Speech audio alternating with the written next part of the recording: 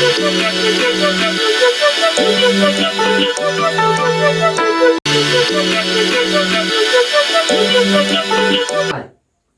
එතකොට අපි දැන් తాවකාලික ප්‍රචාරක ව්‍යුහවල කතාව ඉවර කරලා තියෙන්නේ. හරි. ඊට පස්සේ අපිට යන්න තියෙන්නේ මොකද්ද? අර්ධ ස්ථිර ප්‍රචාරක ව්‍යුහවලට. ඊට පස්සේ අපි යන්නේ ස්ථිර ප්‍රචාරක ව්‍යුහවලට. ඉතින් පාඩම ඉවරයි. හරි. අපි අර්ධ ස්ථිර ප්‍රචාරක ව්‍යුහවලට යන්න කලින් අපි දැනගෙන ඉන්න ඕනේ අර්ධ ස්ථිර ප්‍රචාරක ව්‍යුහයක් කියන්නේ මොකද්ද කියලා. ඔයාලට මතකයි? తాවකාලික ප්‍රචාරක ව්‍යුහ පාඩම කරද්දී කිව්වා తాවකාලික ප්‍රචාරක ව්‍යුහයක් කියන්නේ මොකද්ද කියලා. తాවකාලික ප්‍රචාරක ව්‍යුහයක් කියන්නේ අපි මතක් කරගත්ත එක తాවකාලිකයි. తాවකාලිකයි කියන්නේ භෝගයේ විවිධ වර්ධන අවධිවලදී පමණක් පරිසර තත්ත්වයන් පාලනය කිරීමට භාවිත කරන ව්‍යුහ තමයි తాවකාලික ප්‍රචාරක ව්‍යුහයක් කියලා කතා කරන්නේ. හරි. తాවකාලික ප්‍රචාරක ව්‍යුහ ඉවරයි නේද? අපි බලමු අර්ධ ස්ථිර ප්‍රචාරක ව්‍යුහයක් කියන්නේ මොකක්ද කියලා. හරි. ලොකු තරුවක් දාලා අර්ධ ස්ථිර ප්‍රචාරක ව්‍යුහ කියලා ලියා ගන්නකො. ලියාගෙන අපි නෝට් එක ඒකේ නිර්වචන ලියා ගමු. අර්ධ ස්ථිර ප්‍රචාරක ව්‍යුහ. ඔන්න ඒක ඇත්තේ ලියාගෙන යන්න. සකසනු ලබන ප්‍රචාරක ව්‍යුහය අඩු කාල සීමාවක් පවතින ආකාරයෙන් සකසනු ලබන ප්‍රචාරක ව්‍යුහය අඩු කාල සීමාවක් පවතින ආකාරයෙන් සකස් කරගත් විට සකසනු ලබන ප්‍රචාරක ව්‍යුහය අඩු කාල සීමාවක් පවතින ආකාරයෙන් සකස් කරගත් විට එය අර්ධ ස්ථිර ප්‍රචාරක ව්‍යුහයක් නම් වේ. බලන්නකො සකසනු ලබන ප්‍රචාරක ව්‍යුහය අඩු කාල සීමාවක් පවතින ආකාරයෙන් සකස් කරගත් විට එය අර්ධ ස්ථිර ප්‍රචාරක ව්‍යුහයක් නම් වේ. හරි. ඔන්න නිර්වචනේ හරි. ඔන්න බලන්න අපි తాවකාලික ප්‍රචාරක ව්‍යුහයක් తాවකාලිකයි ඒක නිර්වචනය කතා කරා. අර්ධ ස්ථිරයි ස්ථිරයි. ප්‍රචාරක ව්‍යුහ ගැන කතා කරන්නේ අර්ධ ස්ථිර කියන්නේ සකසනු ලබන ප්‍රචාරක ව්‍යුහය අඩු කාල සීමාවක් පවතින ආකාරයෙන් තමයි ස්ථාපිත කරන්නේ. ස්ථිර එක පවතිනු ලබන සකසනු ලබන ප්‍රචාරක ව්‍යුහය වැඩි කාල සීමාවක් පවතින ආකාරයෙන් සැකසුවාම මේ ස්ථිරයි. අර්ධ ස්ථිරයි ස්ථිරයි දෙක එකට යන්නේ. తాවකාලික තමයි අර කියන්නේ භෝගයේ විවිධ වර්ධන අවස්ථාවලදී විතරයි භාවිත කරන්නේ කියලා. අර්ධ ස්ථිරකවත් ස්ථිර එකවත් භෝගයේ විවිධ වර්ධන අවස්ථාවලදී නෙමෙයි භාවිත කරන්නේ. භෝගයේ කොහොමවත් ඒක අතුරු දිගටම තියෙනවා. හැබැයි ව්‍යුහය අර්ධ ස්ථිරවල අඩු කාල සීමාවක් පවතින ආකාරයෙන් සකස් කරන්නේ. ස්ථිර එකේ වැඩි කාල සීමාවක් පවතින ආකාරයෙන් සකස් කරන්නේ. හරිද? ඔන්න එක තේරුණා. හරි. අර්ධ ස්ථිර යටතේ ඔයාලට මතක ඇති අර chart එකේ අපි කොටස් දෙකක් ලිව්වා. මොකද්ද? පොලිතීන් උමං කුටීරයි ලැත් හවුස් කියලා. හරිද? පොලිතීන් උමං කුටීර ගැන අපි පළවෙනියෙන් කතා කරමු. ඒකින්ද අර්ධ ස්ථිර ප්‍රචාරක ව්‍යුහ කියන මාතෘකාව ලියලා ඔන්න අපි නිර්වචන ලියලා තියෙන්නේ. ඊට පස්සේ අංක 1 දාලා ලියා ගන්න පොලිතීන් උමං කුටීර. අංක 1 දාලා ලියන්න පොලිතීන් උමං කුටීර කියලා. හරිද? පොලිතීන් උමං කුටීර. ඒකේ අර්ථය ලියාගෙන යන කරුණු පළවෙනි කරුණ වර්තමානයේ වඩාත්ම ප්‍රචලිත ව්‍යුහය මෙය වේ. වර්තමානයේ වඩාත්ම ප්‍රචලිත ව්‍යුහය මෙය වේ. පොලිතීන් ගෘහ ලෙසද මෙය හැඳින්වන නමුත් වඩාත්ම නිවැරදි යෙදුම පොලිතීන් උමං යන්නයි. වර්තමානයේ වඩාත්ම ප්‍රචලිත ව්‍යුහය මෙය වේ. පොලිතීන් ගෘහ ලෙසද මෙය හඳුන්වන නමුත් වඩාත් නිවැරදි යෙදුම පොලිතීන් උමං යන්නයි. අපි මේ කරුණෙන් කරුණ පැහැදිලි කරගෙන යන්නේ. ඒක ලේසි. පොලිතීන් උමං කුටීර වර්තමානයේ වඩාත් සුලභතම එක පොලිතීන් උමං කුටීර. බානුවක් ගෙදරින් එළියට බහැලා පාරක හරි ගමන කරනවා කියලා හිතන්නකෝ. අනිවාර්යෙන් කොහෙරි මගක දකින්න පොලිතීන් උමං කුටීරයක්. හරිද? මේ පොලිතීන් උමං කුටීරය තමයි වඩාත්ම සුලභතම එක. ඕක ප්‍රශ්නවල අහනවා. අපි දැනගෙන ඉන්න ඕනේ. අහනවා ශ්‍රී ලංකාවේ වඩාත්ම ප්‍රචලිත ප්‍රචාරක ව්‍යුහය කුමක්ද? එක්ක MCQ එක්ක ස්ට්‍රක්චර්. එතකොට අපි ලියන්න ඕනේ මොකද්ද? අර්ධ ස්ථිර ප්‍රචාරක ව්‍යුහය යටතේ අපි කතා කරන පොලිතීන් උමං කුටීර තමයි ලංකාවේ දැනට ප්‍රචලිතම ප්‍රචාරක ව්‍යුහය වෙන්නේ. හරිද? ඒක පැහැදිලිවම මතක තියාගන්න. දැල්ගුහෙම නෙමෙයි. හරිද? පැහැදිලිවම මතක තියාගන්න ලංකාවේ ප්‍රචලිතම එක පොලිතීන් උමං කුටීර කියලා. හරිද? ඔයා ගෙදරින් එළියට බහලා යද්දී අනිවාර්යයෙන්ම පොලිතීන් උමං කුටීර දකින්න. මේ අපි ඉස්සරහට කතා කරන පහතරවල වැඩි දියුණු කරපු ආකාරයක නැත්නම් ඔයා බලන්නකෝ ඔයා ගෙදරින් එළියට බහලා යද්දී මේ වගේ මේ පොලිතීන් උමං කුටීර දකින්නේ නැද්ද කියලා මේ විදිය දිගට හදලා තියෙන මේ වගේ පොලිතීන් වලින් හදපු ව්‍යුහ ඔයා ඕන තරම් දකින්න. සම්පූර්ණ පොලිතීන් වලින් ආවරණය කරපු දිගට තියෙන තරමක් විශාල මේ වගේ ව්‍යුහ ඔයා අනිවාර්යෙන් දකින්න පාරේ බහැලා යද්දී. මේවට තමයි පොලිතීන් උමං කුටීර කියන්නේ. හරිද? පොලිතීන් වලින් හදපු උමං කුටීරයක්. පොලිතීන් උමං කුටීර මහලු දෙයක් නෑ. ඔයා මේක හැමදැනම දකින්නවා. මේක තමයි ලංකාවේ සුලභතම ප්‍රචලිතම ව්‍යුහය පොලිතීන් උමං කුටීර. හරිද? හරි. එතකොට වායි කරුණ ඔළුවේ තියාගන්න. අපි ඊළඟ එක ලියමු. ඊළඟ කරුණ මෙය පහසුවෙන් ඉදිකළ හැකි අතර හරිතාගාරවලට සාපේක්ෂව ලාභදායීය. මෙය අර්ධ ස්ථිර ප්‍රචාරක ව්‍යුහයකි. මෙය පහසුවෙන් ඉදිකළ හැකි අතර හරිතාගාරවලට සාපේක්ෂව ලාභදායීය. මෙය අර්ධ ස්ථිර ප්‍රචාරක ව්‍යුහයකි. හරිද? මේක හරිතාගාරයකට වඩා ලාභදායීය. ඔය හිතන්න ලංකාවේ පාරේ බහැලා යද්දි මම දැන් කිව්වා හැමතැනම අනිවාර්යෙන් ඔයාලට එකක් හරි දකින්නට හම්බ වෙනවා මේ පොලිතින් උමං කුටීර. හරි ලංකාවේ එහෙම අනිවාර්යෙන් දක්වන්න ලැබෙනවා නම් මොකක් හරි දෙයක්. ඒක හින්න ගණන් තියෙන හින්න වටින දෙයක් වෙන්න බෑනේ. අනිවාර්යෙන් ලාභදායී චීප් දෙයක්. හරිද? මේකත් ලාභදායී. ලංකාවේ හැමතැනම දකින්නවා කියන්නේ කොහොමද ඔයාලට මේක තේරෙනවා. ඒක ලාභදායී. හරිතාගාරයක් හදනවා කියන්නේ මේ වගේ දෙයක් නෙමෙයි හින්න සංකීර්ණ කාර්යයක්. ඇතුළේ සියලුම දේවල් ස්වයංක්‍රීයව පාලනය වෙන්නේ විශේෂ තහඩු වලින් හදන්නේ. ඒ වගේ විශේෂයක් තමයි හරිතාගාරය. හැබැයි මේ පොලිතින් උමං කුටීරය කියන්නේ හදන්න උපරිම ලේසි පොලිතින් වලින් හදන සාමාන්‍ය ප්‍රචාරක ව්‍යුහයක් අර්ධ ස්ථිර. ඒකයි මේක හරිතාගාරයකට වඩා ලාභදායී කියලා කියන්නේ. හරි. දෙවෙනි කරුණට තුන්වෙනි කරුණ මෙය තුල අධික ආර්ද්‍රතාවයක් හා ඉහළ උෂ්ණත්වයක් පවත්වා ගත හැකි නිසා මේ තුල අධික ආර්ද්‍රතාවයක් හා ඉහළ උෂ්ණත්වයක් පවත්වාගෙන යා හැකි නිසා අතුකැවිලි මුල් අද්දවා ගැනීම සඳහා උචිතය. අතුකැවිලි මුල් අද්දවා ගැනීම සඳහා උචිතය. ඒකටම ලියාගෙන රෝග හා පලිබෝධ පාලනයක් සිදුවන අතර අධික ආර්ද්‍රතාවයේ පවතින බැවින් ජල සංරක්ෂණයද සිදුවේ. බලන්නකෝ අපි ප්‍රචාරක ව්‍යුහ ගැන කතා කරද්දී අපි දැන් මෙතෙන්ද නිකන් කතා කරාම ප්‍රචාරක ව්‍යුහ ගැන අපි දන්නවා දැනටමත් ප්‍රචාරක ව්‍යුහයක් තුල අපි කලින් කතා කරා දනු කබි මුල් අද්දවා ගන්න පටක රෝගීද බැල රැක බලා ගන්න භාවිතා ගන්න පුළුවන් කියලා. මේ පොලිතින් උමං කුටීරවලත් හැම පැත්තෙම සංවෘතයි ඇතුලේ උෂ්ණත්වයයි ආර්ද්‍රතාවයයි කියන දෙක වැඩි වෙනවා. දනු කබි මුල් අද්දවා ගන්න භාවිතා ගන්න පුළුවන් හොඳම එකක් තමයි මේ පොලිතින් උමං කුටීර කියන්නේ. ඒ වගේම මොකයි වෙන්නේ මේක තුල අධික උෂ්ණත්වයක් ආර්ද්‍රතාවයක් පවත්වා ගන්න පුළුවන් වෙනවා. ඇයි? මේක හැම පැත්තෙම සංවෘතයි ඇතුලේ උෂ්ණත්වයේ ආර්ද්‍රතාවය වැඩි වෙනවා. හරිද? ඒක භාවිතා කරන්න පුළුවන්. හරි. ඊළඟ කරුණ ලියා ගන්න. නුවරඑළිය බණ්ඩාරවැල ආදී ප්‍රදේශවල සිසිල් දේශගුණය නිසා සංවෘත පොලිතින් උමං භාවිතා වේ. නුවරඑළිය බණ්ඩාරවැල ආදී ප්‍රදේශවල සිසිල් දේශගුණය නිසා සංවෘත පොලිතින් උමං භාවිතා වේ.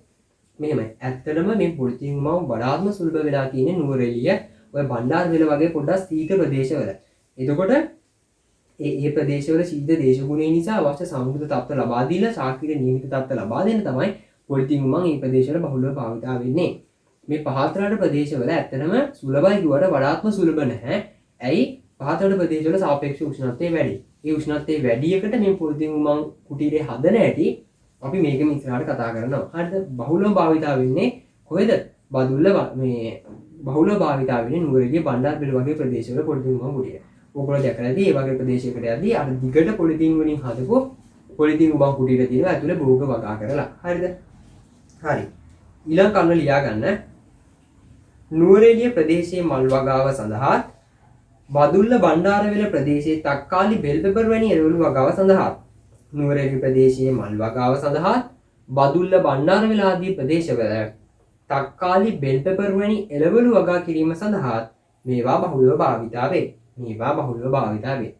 ඔව් නුවරඑළිය බදුල්ල ඔයගේ ප්‍රදේශවල ප්‍රධාන වශයෙන් නුවරඑළිය ගත්තොත් මල් වගාවට බදුල්ල බණ්ඩාරවැල ගත්තොත් බෙල් පෙපර් වගේ එළවලු වගා කරන්න මේ පොලිතින් උමං කුටීර මේ විශාල වශයෙන් භාවිතා වෙනවා.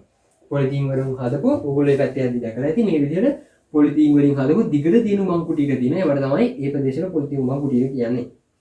හරි ඒවා බහුලව භාවිතා වෙනවා. හරිද? ආයෙත් එකම කියන්න ඕනේ කාලයක් ලංකාවේ ප්‍රචලිත වෙලා තිබෙන දැල් ගෘහ දැනටමත් ඔයා හැමතැනම දකින්න ඇති දැල් ගෘහ පිහිටලා තියෙනවා. හරිද? දැල් ගෘහ කියන්නේ ලැත් හවුස් වර්ගයක් මේකම කොටසක්. හැබැයි දැන් ප්‍රචලිත ලංකාවේ ලැත් හවුස් වල තියෙන දැල් ගෘහ නෙමෙයි. දැල් ගෘහ ඔයා දැකලා ඇති අනන්ත අප්‍රමාණ දැල් ගෘහ ඒ තරම් කාලයක් ප්‍රචලිත වෙලා තිබ්බා. හැබැයි දැන් වඩාත්ම ප්‍රචලිත එක මේ පොලිතින් උමං කුටීර. ඒක හොඳට මතක තියාගන්න. හැම වෙලේම වගේ අහන ප්‍රශ්නයක් පොලිතින් උමං කුටීර අනිවාර්යෙන් ඒක තමයි ලංකාවේ ප්‍රචලිත එක. ඒක ඔයාගේ ඔළුවේ තියාගන්න. හරි. ඊට පස්සේ ඊළඟ කරුණ කියමු. පහත් රට ප්‍රදේශයට ගැලපෙන පරිදි පොලිතින් උමං නවීකරණය කර ඇත. පහත් රට ප්‍රදේශයට ගැලපෙන පරිදි පොලිතින් උමං නවීකරණය කර ඇත. ඔව් මම කිව්වා. ඊළඟ කරුණ යන් එක හදන විදිහ මේ හදන විදිහ කෙටියෙන් ඉස්සරහට හදන විදිහ වෙනම කතා කරනවා. හරිද? ඊළඟට එවැනි පොලිතීන් උමං වල වහලේ කොටස් දෙකකට උත්සාහ.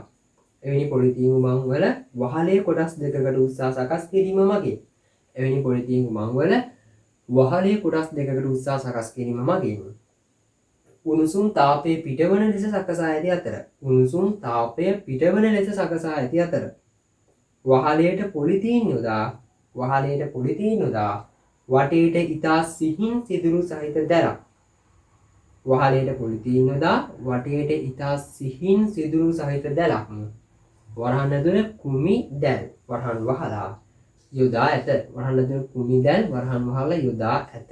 හරි. ඊළඟ කරුණ ලියා ගන්න.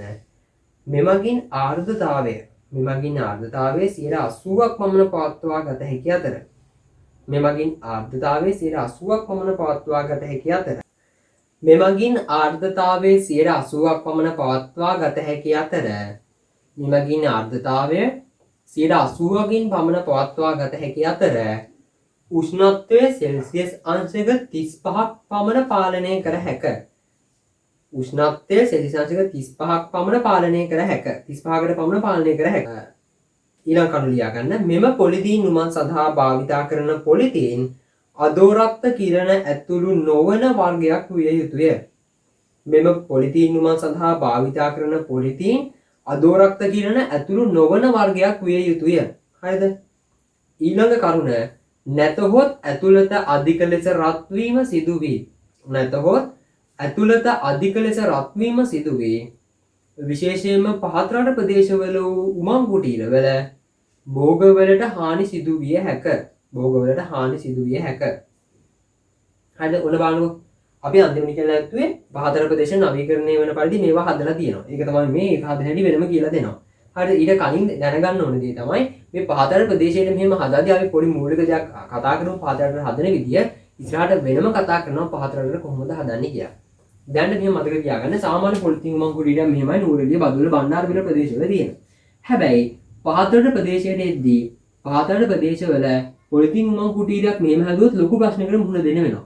මොකක්ද මේ ප්‍රශ්නේ හිතන්නකෝ. දැන් නූරෙලිය ප්‍රදේශය කොහොමද සීතලයි. නූරෙලිය ප්‍රදේශයේ භෝගවලට ඒ සීතල හරියන්නේ නැත්නම් තමයි අපි කරන්නේ මේ පොලිතින් උමං කුටීරය ඇතුලේ දාලා ආර්ද්‍රතාවයේ උෂ්ණත්වයේ දීලා ඒ භෝග නිසි පරිදි වර්ධනය කරගන්න එක උෂ්ණත්වයේ දීලා. හැබැයි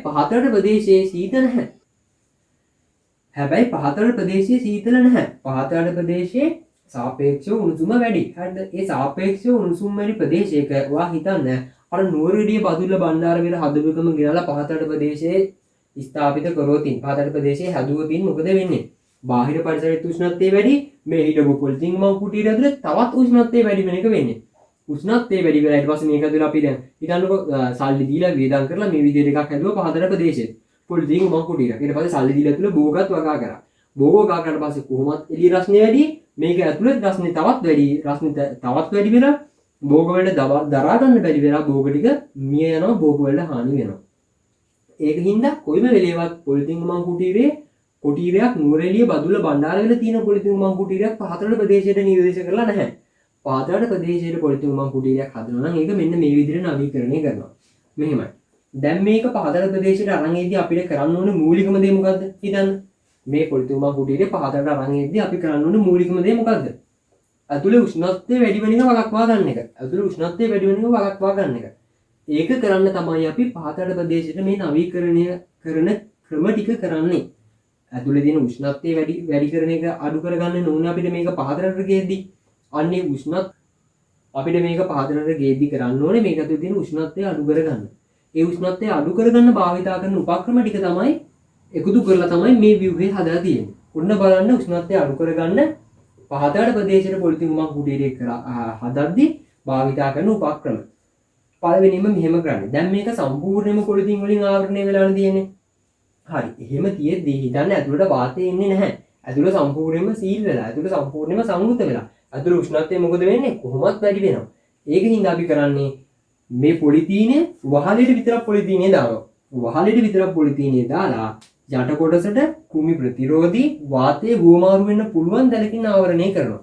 නැත්නම් මේ කුමි ප්‍රතිරෝධී වාතය හුවමාරු වෙන්න පුළුවන් එක වහලෙට දාලා පොලිතීනේ යටට දානවා. ඔය දෙකෙන් එකක් කරන්න පුළුවන්. කරාට පස්සේ මොකද වෙන්නේ? අර විදිහට ඇතුළ සම්පූර්ණ සංවෘත වෙන්නේ නැහැ. වාතය මේ කරා ගමන් කරලා ඇතුළේ අධික උණුසුමෙන් වළක්වා ගැනීමේ හැකියාවක් තියෙනවා. ඒක එක උපක්‍රමයක්. අනිත් උපක්‍රමය තමයි මේක ඇතුළේ උෂ්ණත්වය වැඩි. උෂ්ණත්වය වැඩි නම් ඒ වැඩි උෂ්ණත්වයේ තියෙන ඒ වායු ධාරා ටික එළියට ඇදලා දාන්න මොකද කරන්නේ? මේ විදිහට පිටාර පංකා පැති බිත්තිවල පිටාර පංකා හයි කරන්න පුළුවන්. එතකොට අධික උෂ්ණත්වය මොකද වෙන්නේ? පිටාර පංකාවෙන් එළියට ඇදලා දානවා. ඒ වගේම වහලේ සාමාන්‍ය විදිහට මෙහෙම තියන්නේ නැතුව අපි මෙහෙම උස්සු වහලයක් විදිහට හදනවා. වහලේ මෙහෙම උස්සලා හදලා මේ දෙපැත්තට දානවා කුමි ප්‍රතිරෝධී දැල් එකක්. එතකොට මොකද්ද දන්නවද වෙන්නේ? දැන් මේක ඇතුළේ අධික රත් වෙච්ච උණුසුම් වෙච්ච වාතය තියෙනවා නම් ඒවා ටික පිට වෙලා යන්න මේ දැල් මේ උස්සු වහලේ උපකාරී වෙනවා. උස්සු වහලේ තුලින් පුළුවන් මේ ඇතුළේ තියෙන රත් වෙච්ච වාතය ටික මෙවදුණු පිට වෙලා යනවා. බලන්නකෝ ඇතුළේ උෂ්ණත්වය වැඩි පහත රටට මේක ගැලපෙන්නේ නැහැ. අපි ඒකට භාවිත කරපු උපක්‍රම ටික මොකද්ද? කුමි ප්‍රතිරෝධී දැලකින් ආවරණය කරා පිටාර පංකා දැම්මා. ඒ වගේම උස්සු වහලයක් හැදුවා. ඒ වල අරුමුණු මොකද්ද? කුමි ප්‍රතිරෝධී දැල මගින් ගානට ඇතුළේ උෂ්ණත්වය වැඩි කරන්නේ නැතුව එළියෙන් සිසිල් වාතය ඇදලා ගන්නවා. හරිද? ඒ වගේම දැන් ඇතුළේ සිසිල් වාතය ඇදලා ගත්තා. ඒත් ඇතුළේ රත් වෙනවා. ඒත් ඇතුළේ රත් වෙන එක වැඩි හින්දා මොකද කරේ? ඒවා ටික පිටට දාන්න පිටාර පංකා හයි කරා. ඒ වගේම උස්සු වහලයක් විදිහට හැදුවා. එතකොට ඒ දෙකෙන් මේ රත් වූ වාතය එළියට ඇදලා යනවා. එතකොට මොකද්ද වෙන්නේ? අපිට පුළුවන් පහතට ප්‍රදේශයට පොලිතින් මම භාවිතා කරන්න මේ විදිහට නෙමේ නවීකරණය කරලා. ඒ නවීකරණය කරලා භාවිතා කිරීමෙන් පහතට ප්‍රදේශයට ගැලපෙන විදිහට පොලිතින් උමං කුටීරය හදන්න පුළුවන්. ඕක මේ නෝට් එකේ කියවුණා. මේක හදන විදිය වෙනම මාතෘකාවක අපි ඉස්සරහට කතා කරනවා. හරිද? හරි. ඒ වගේම කියපු කාරණාව තමයි මේකට භාවිතා කරන පොලිතීනය. ඔය පොලිතීනය අදෝරක්ත කිරණ ඇතුළට එන්නේ නැති පොලිතීනයක් වෙන්න ඕනේ. හරිද? නැත්නම් අදෝරක්ත කිරණ විශේෂයෙන් පහතර ප්‍රදේශවලට ඒ අදෝරක්ත කිරණ ඇතුළට ඇවිදින්න තවත් ඇතුළේ රසණිය වැඩි වෙලා භෝග වලට හානි වෙන්න පුළුවන්.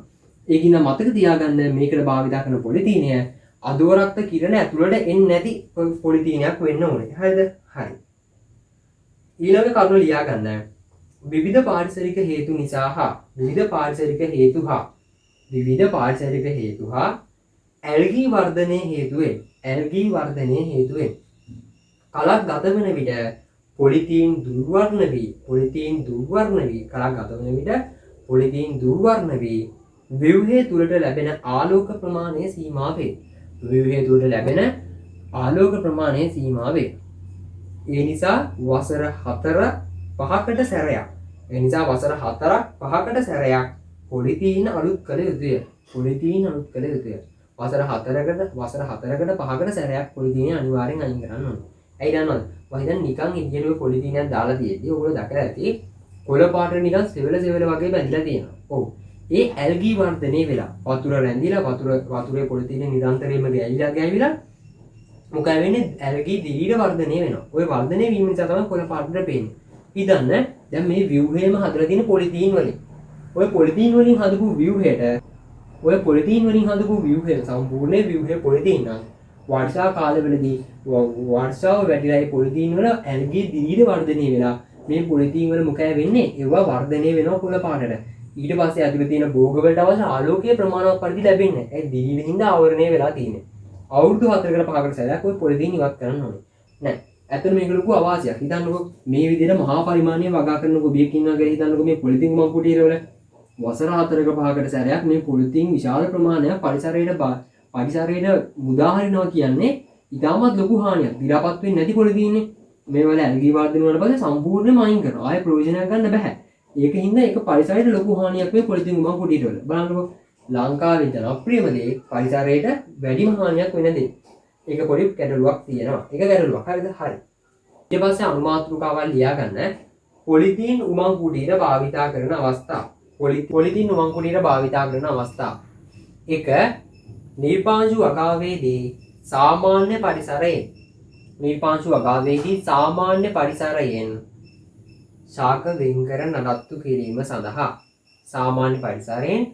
ශාක වෙන්කර නඩත්තු කිරීම සඳහා. හරි. 2. අපනයන මට්ටමේ නිෂ්පාදන ලබා ගැනීමට උද්‍යාන භෝග වගා කිරීමේදී. 2. අපනයන මට්ටමේ නිෂ්පාදන ලබා ගැනීමට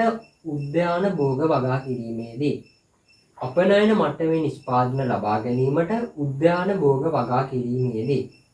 3. ආර්ද්‍රතාවය වැඩිපුර අවශ්‍ය භෝග වගා කිරීමේදී.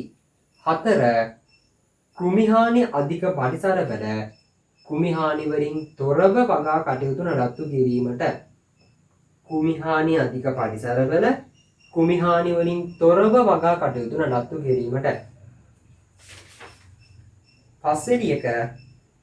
පස්වෙනි එක අධික වර්ෂාව අධික සුළඟ වැනි තත්ත්වයන්ගෙන් ශාකා ආරක්ෂා කර ගැනීමට අධික සුළඟ අධික වර්ෂාව වැනි තත්ත්වයන්ගෙන් ශාකා ආරක්ෂා කර ගැනීමට ඔන්න මේ පොලිතීන් උමං කුටීර භාවිතා කරන අවස්ථා මහා ලොකු දේවල් නෙමෙයි අපි මේ පාලි තත්ත්වයන්ට බොවගා කිරීමේදී අරමුණු අවස්ථාවලදීම කියවුණු ටිකුත් මේක කියනවා මොකද කෘමිහානි වලින් තොරව භෝග වගා කරන්න අර අධික වර්ෂාව සුළඟ වැනි සාධක වලින් බාධාවක් නැතුව භෝග වගා කරන්න නිර්පාංශු තත්ත්වයේ භෝග රැක බලා ගන්න අපනයන මට්ටමේ භෝග බලා ගන්න ඔය වගේ කරුණු ටිකක් තමයි මේ පොලිතීන් උමං කුටීර භාවිතා වන අවස්ථා අරවල කියපුම කරුණු තමයි පොලිතීන් උමං කුටීර වල භාවිත අවස්ථාවන් ටික අධික ආර්ද්‍රතාවයේ සහිත පෙර රැක බලා ගන්න වගේ දේවල් තමයි මේ පොලිතීන් උමං කුටීර වල භාවිතය වන අවස්ථා ඒවා ඉතින් ඒවා පාලිත තත්ත්වයට භෝග කිරීම අරමුණු අවශ්‍යතාවලම කියවුණ දේවල්ම තමයි හරිද ඊට අමතරව පොඩ්ඩක් විශේෂ කරලා මේ කරුණු පහක් නම් කරලා තියෙනවා හරිනේ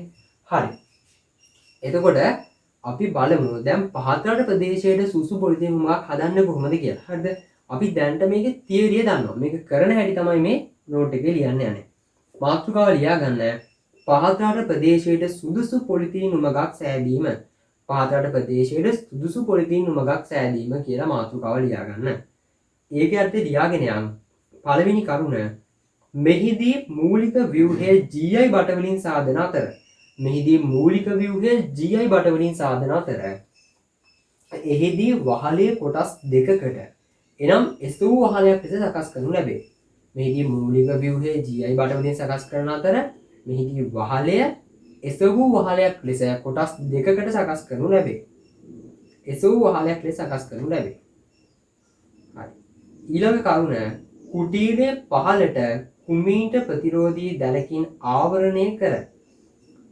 කුටීරයේ පහළ කුමීට ප්‍රතිරෝධී දැලකින් ආවරණය කර ඉතිරි කොටස UV කිරණ වලට ප්‍රතිරෝධී ඉතිරි කොටස UV කිරණ වලට ප්‍රතිරෝධී විනිවිද පෙනෙන පොලිතීනයකින් ආවරණය කරනු ලැබේ ඊළඟ කරුණ ලියා ගන්න මෙහි පැතිබිත්ති වලට රත්තු වාතයේ ඉවතට ඇද දමන පංකා සවි කරනු ලැබේ මෙහි පැතිබිත්ති වලට රත්තු වාතයේ ඉවතට ඇද දමන පංකා සවි කරනු ලැබේ ඒකනම් මෙලෙස ව්‍යුහය සකස් කළ විට කෘමි ප්‍රතිරෝධී දැර හරහා සිසිල් වාතය ඇතුළු කොටගෙන රත්තු වාතය එසවූ වහලේ හරහා පිටව යයි මෙලෙස ව්‍යුහය සකස් කළ විට කෘමි ප්‍රතිරෝධී දැර හරහා සිසිල් වාතය ඇතුළු කොටගෙන රත්තු වාතය වහලේ හරහා ඉවතට යයි ඊළඟ කරුණ ලියා ගන්න එම නිසා බාහිර පරිසරයේ උෂ්ණත්වයේ තරමක් වැඩිවද කුටීරය තුළ උෂ්ණත්වය අනවශ්‍ය ලෙස වැඩි නොවේ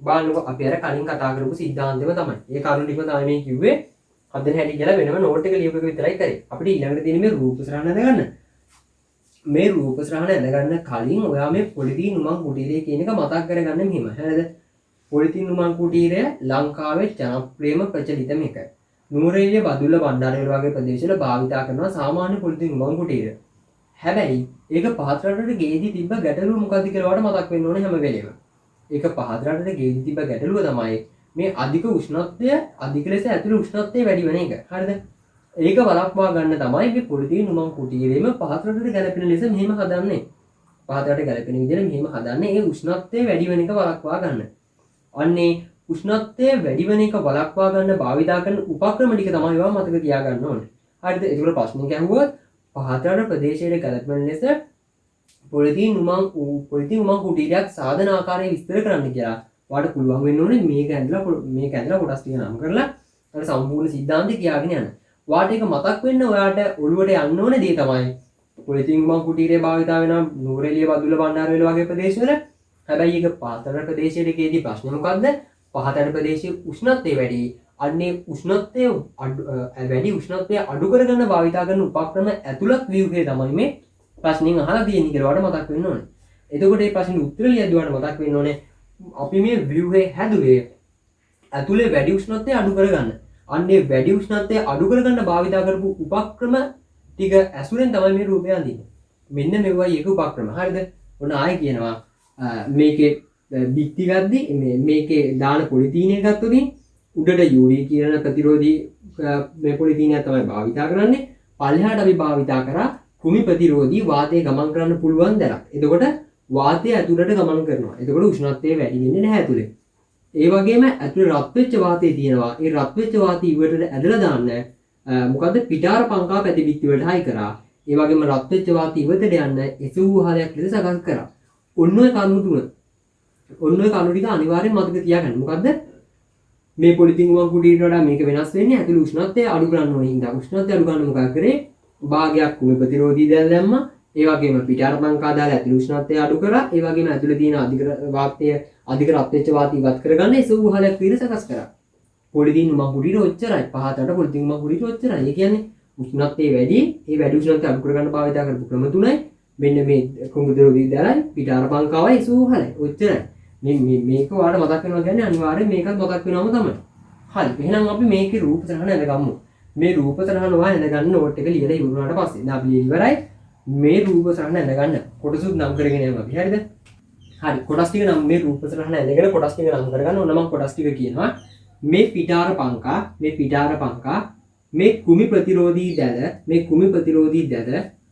මේ පොලිතීනය, මේ එසවුහලය.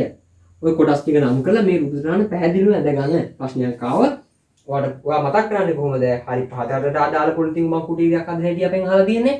මොකද්ද මේ පහතට විශේෂ උනේ? පහතට උෂ්ණත්වය වැඩි. උෂ්ණත්වය වැඩි නම් වැඩි උෂ්ණත්වය අඩු කරගන්නයි භාවිතා කරේ. ඒ වැඩි උෂ්ණත්වය අඩු කරගෙන අපි මොකද්ද භාවිතා කරපු උපක්‍රම? කුමි ප්‍රතිරෝධී දැල, පිටාර පංකාව, එසවුහලය. ඔය තුන මතක් කරගෙන ඔය තුන ආදේශ කරගන්න මේකට. ඊට පස්සේ රූප බැලනවා මේක. මේ රූපය දැන් විස්තර ටික කියන්න තියෙන. හරිද? හරිම ලේසි. හරිද? පොලිතින් උමං කුටියට හරිම ලේසි. හරි. ඔතනින් පොලිතින් උමං කුටියට කතාව ඉවරයි. එතකොට අපි අර්ධ ස්ථිර ප්‍රචාරක ව්‍යුහවල පොලිතින් උමං කතාව ඉවරයි. පොලිතින් උමං කුටියේ පහතරට හැඩි විශේෂයෙන් මොන කතා කරලා ඉවර කරා. ඊට පස්සේ අපිට තියෙන්නේ අර්ධ ස්ථිර යටතේ ලැත් හවුස් ගැන කතා කරන්න. ඔන්න එතකොට අපේ අර්ධ ස්ථිර ප්‍රචාරක ව්‍යුහ යටතේ පොලිතින් උමං කුටිය වලින් පස්සේ මේ කතා කරන්න යන්නේ ලැත් හවුස් නැත්නම් සෙවන නිවස ගැන. හරිද? හරි. එහෙනම් අපි අන්තිමට පහතර ප්‍රදේශයට ඇඳ පොලිතින් උමං කුටියේ රූපය ඇඳලා තියෙන්නේ. හරි. ඒක යටින් ලොකු නම්බර 2 අංක 2 දාලා ලියා ගන්න ලැත් හවුස් ඇලිරක් ගහලා සෙවන නිවස කියලා. ලැත් හවුස් ඇලිරක් ගහලා සෙවන නිවස කියලා ලියා ගන්න. ඒක යටින් කරුණු ලියාගෙන යන්න. ඊට පස්සේ අපි පැහැදිලි කරගමු. පළවෙනි කරුණ ලනු හෝ දැල් හෝ ලීපටි භාවිතා කර මෙම ප්‍රචාරක ව්‍යුහ තනයි. ලනු හෝ දැල් හෝ ලීපටි භාවිතා කර මෙම ප්‍රචාරක ව්‍යුහය තනයි. ඒකටම ලියාගෙන යන්න. දැනට වසර කිහිපයකට පෙර මෙම ව්‍යුහ වඩාත් ප්‍රචලිතව පැවතුන අතර පසුව භාවිතය ක්‍රමයෙන් අඩු විය. දැනට වසර කිහිපයකට පෙර මෙම ව්‍යුහ වඩාත් ප්‍රචලිතව පැවති අතර පසුව භාවිතය ක්‍රමයෙන් අඩු විය. ඊළඟ කරුණ ලැත් හවුස් වලින් ප්‍රධාන වශයෙන් කෙරෙනුයේ සුළම් වාදකයක් ලෙස ක්‍රියා කිරීමෙන්. ලැත් හවුස් මගින් ප්‍රධාන වශයෙන් කෙරෙනුයේ සුළම් වාදකයක් ලෙස ක්‍රියා කිරීමත්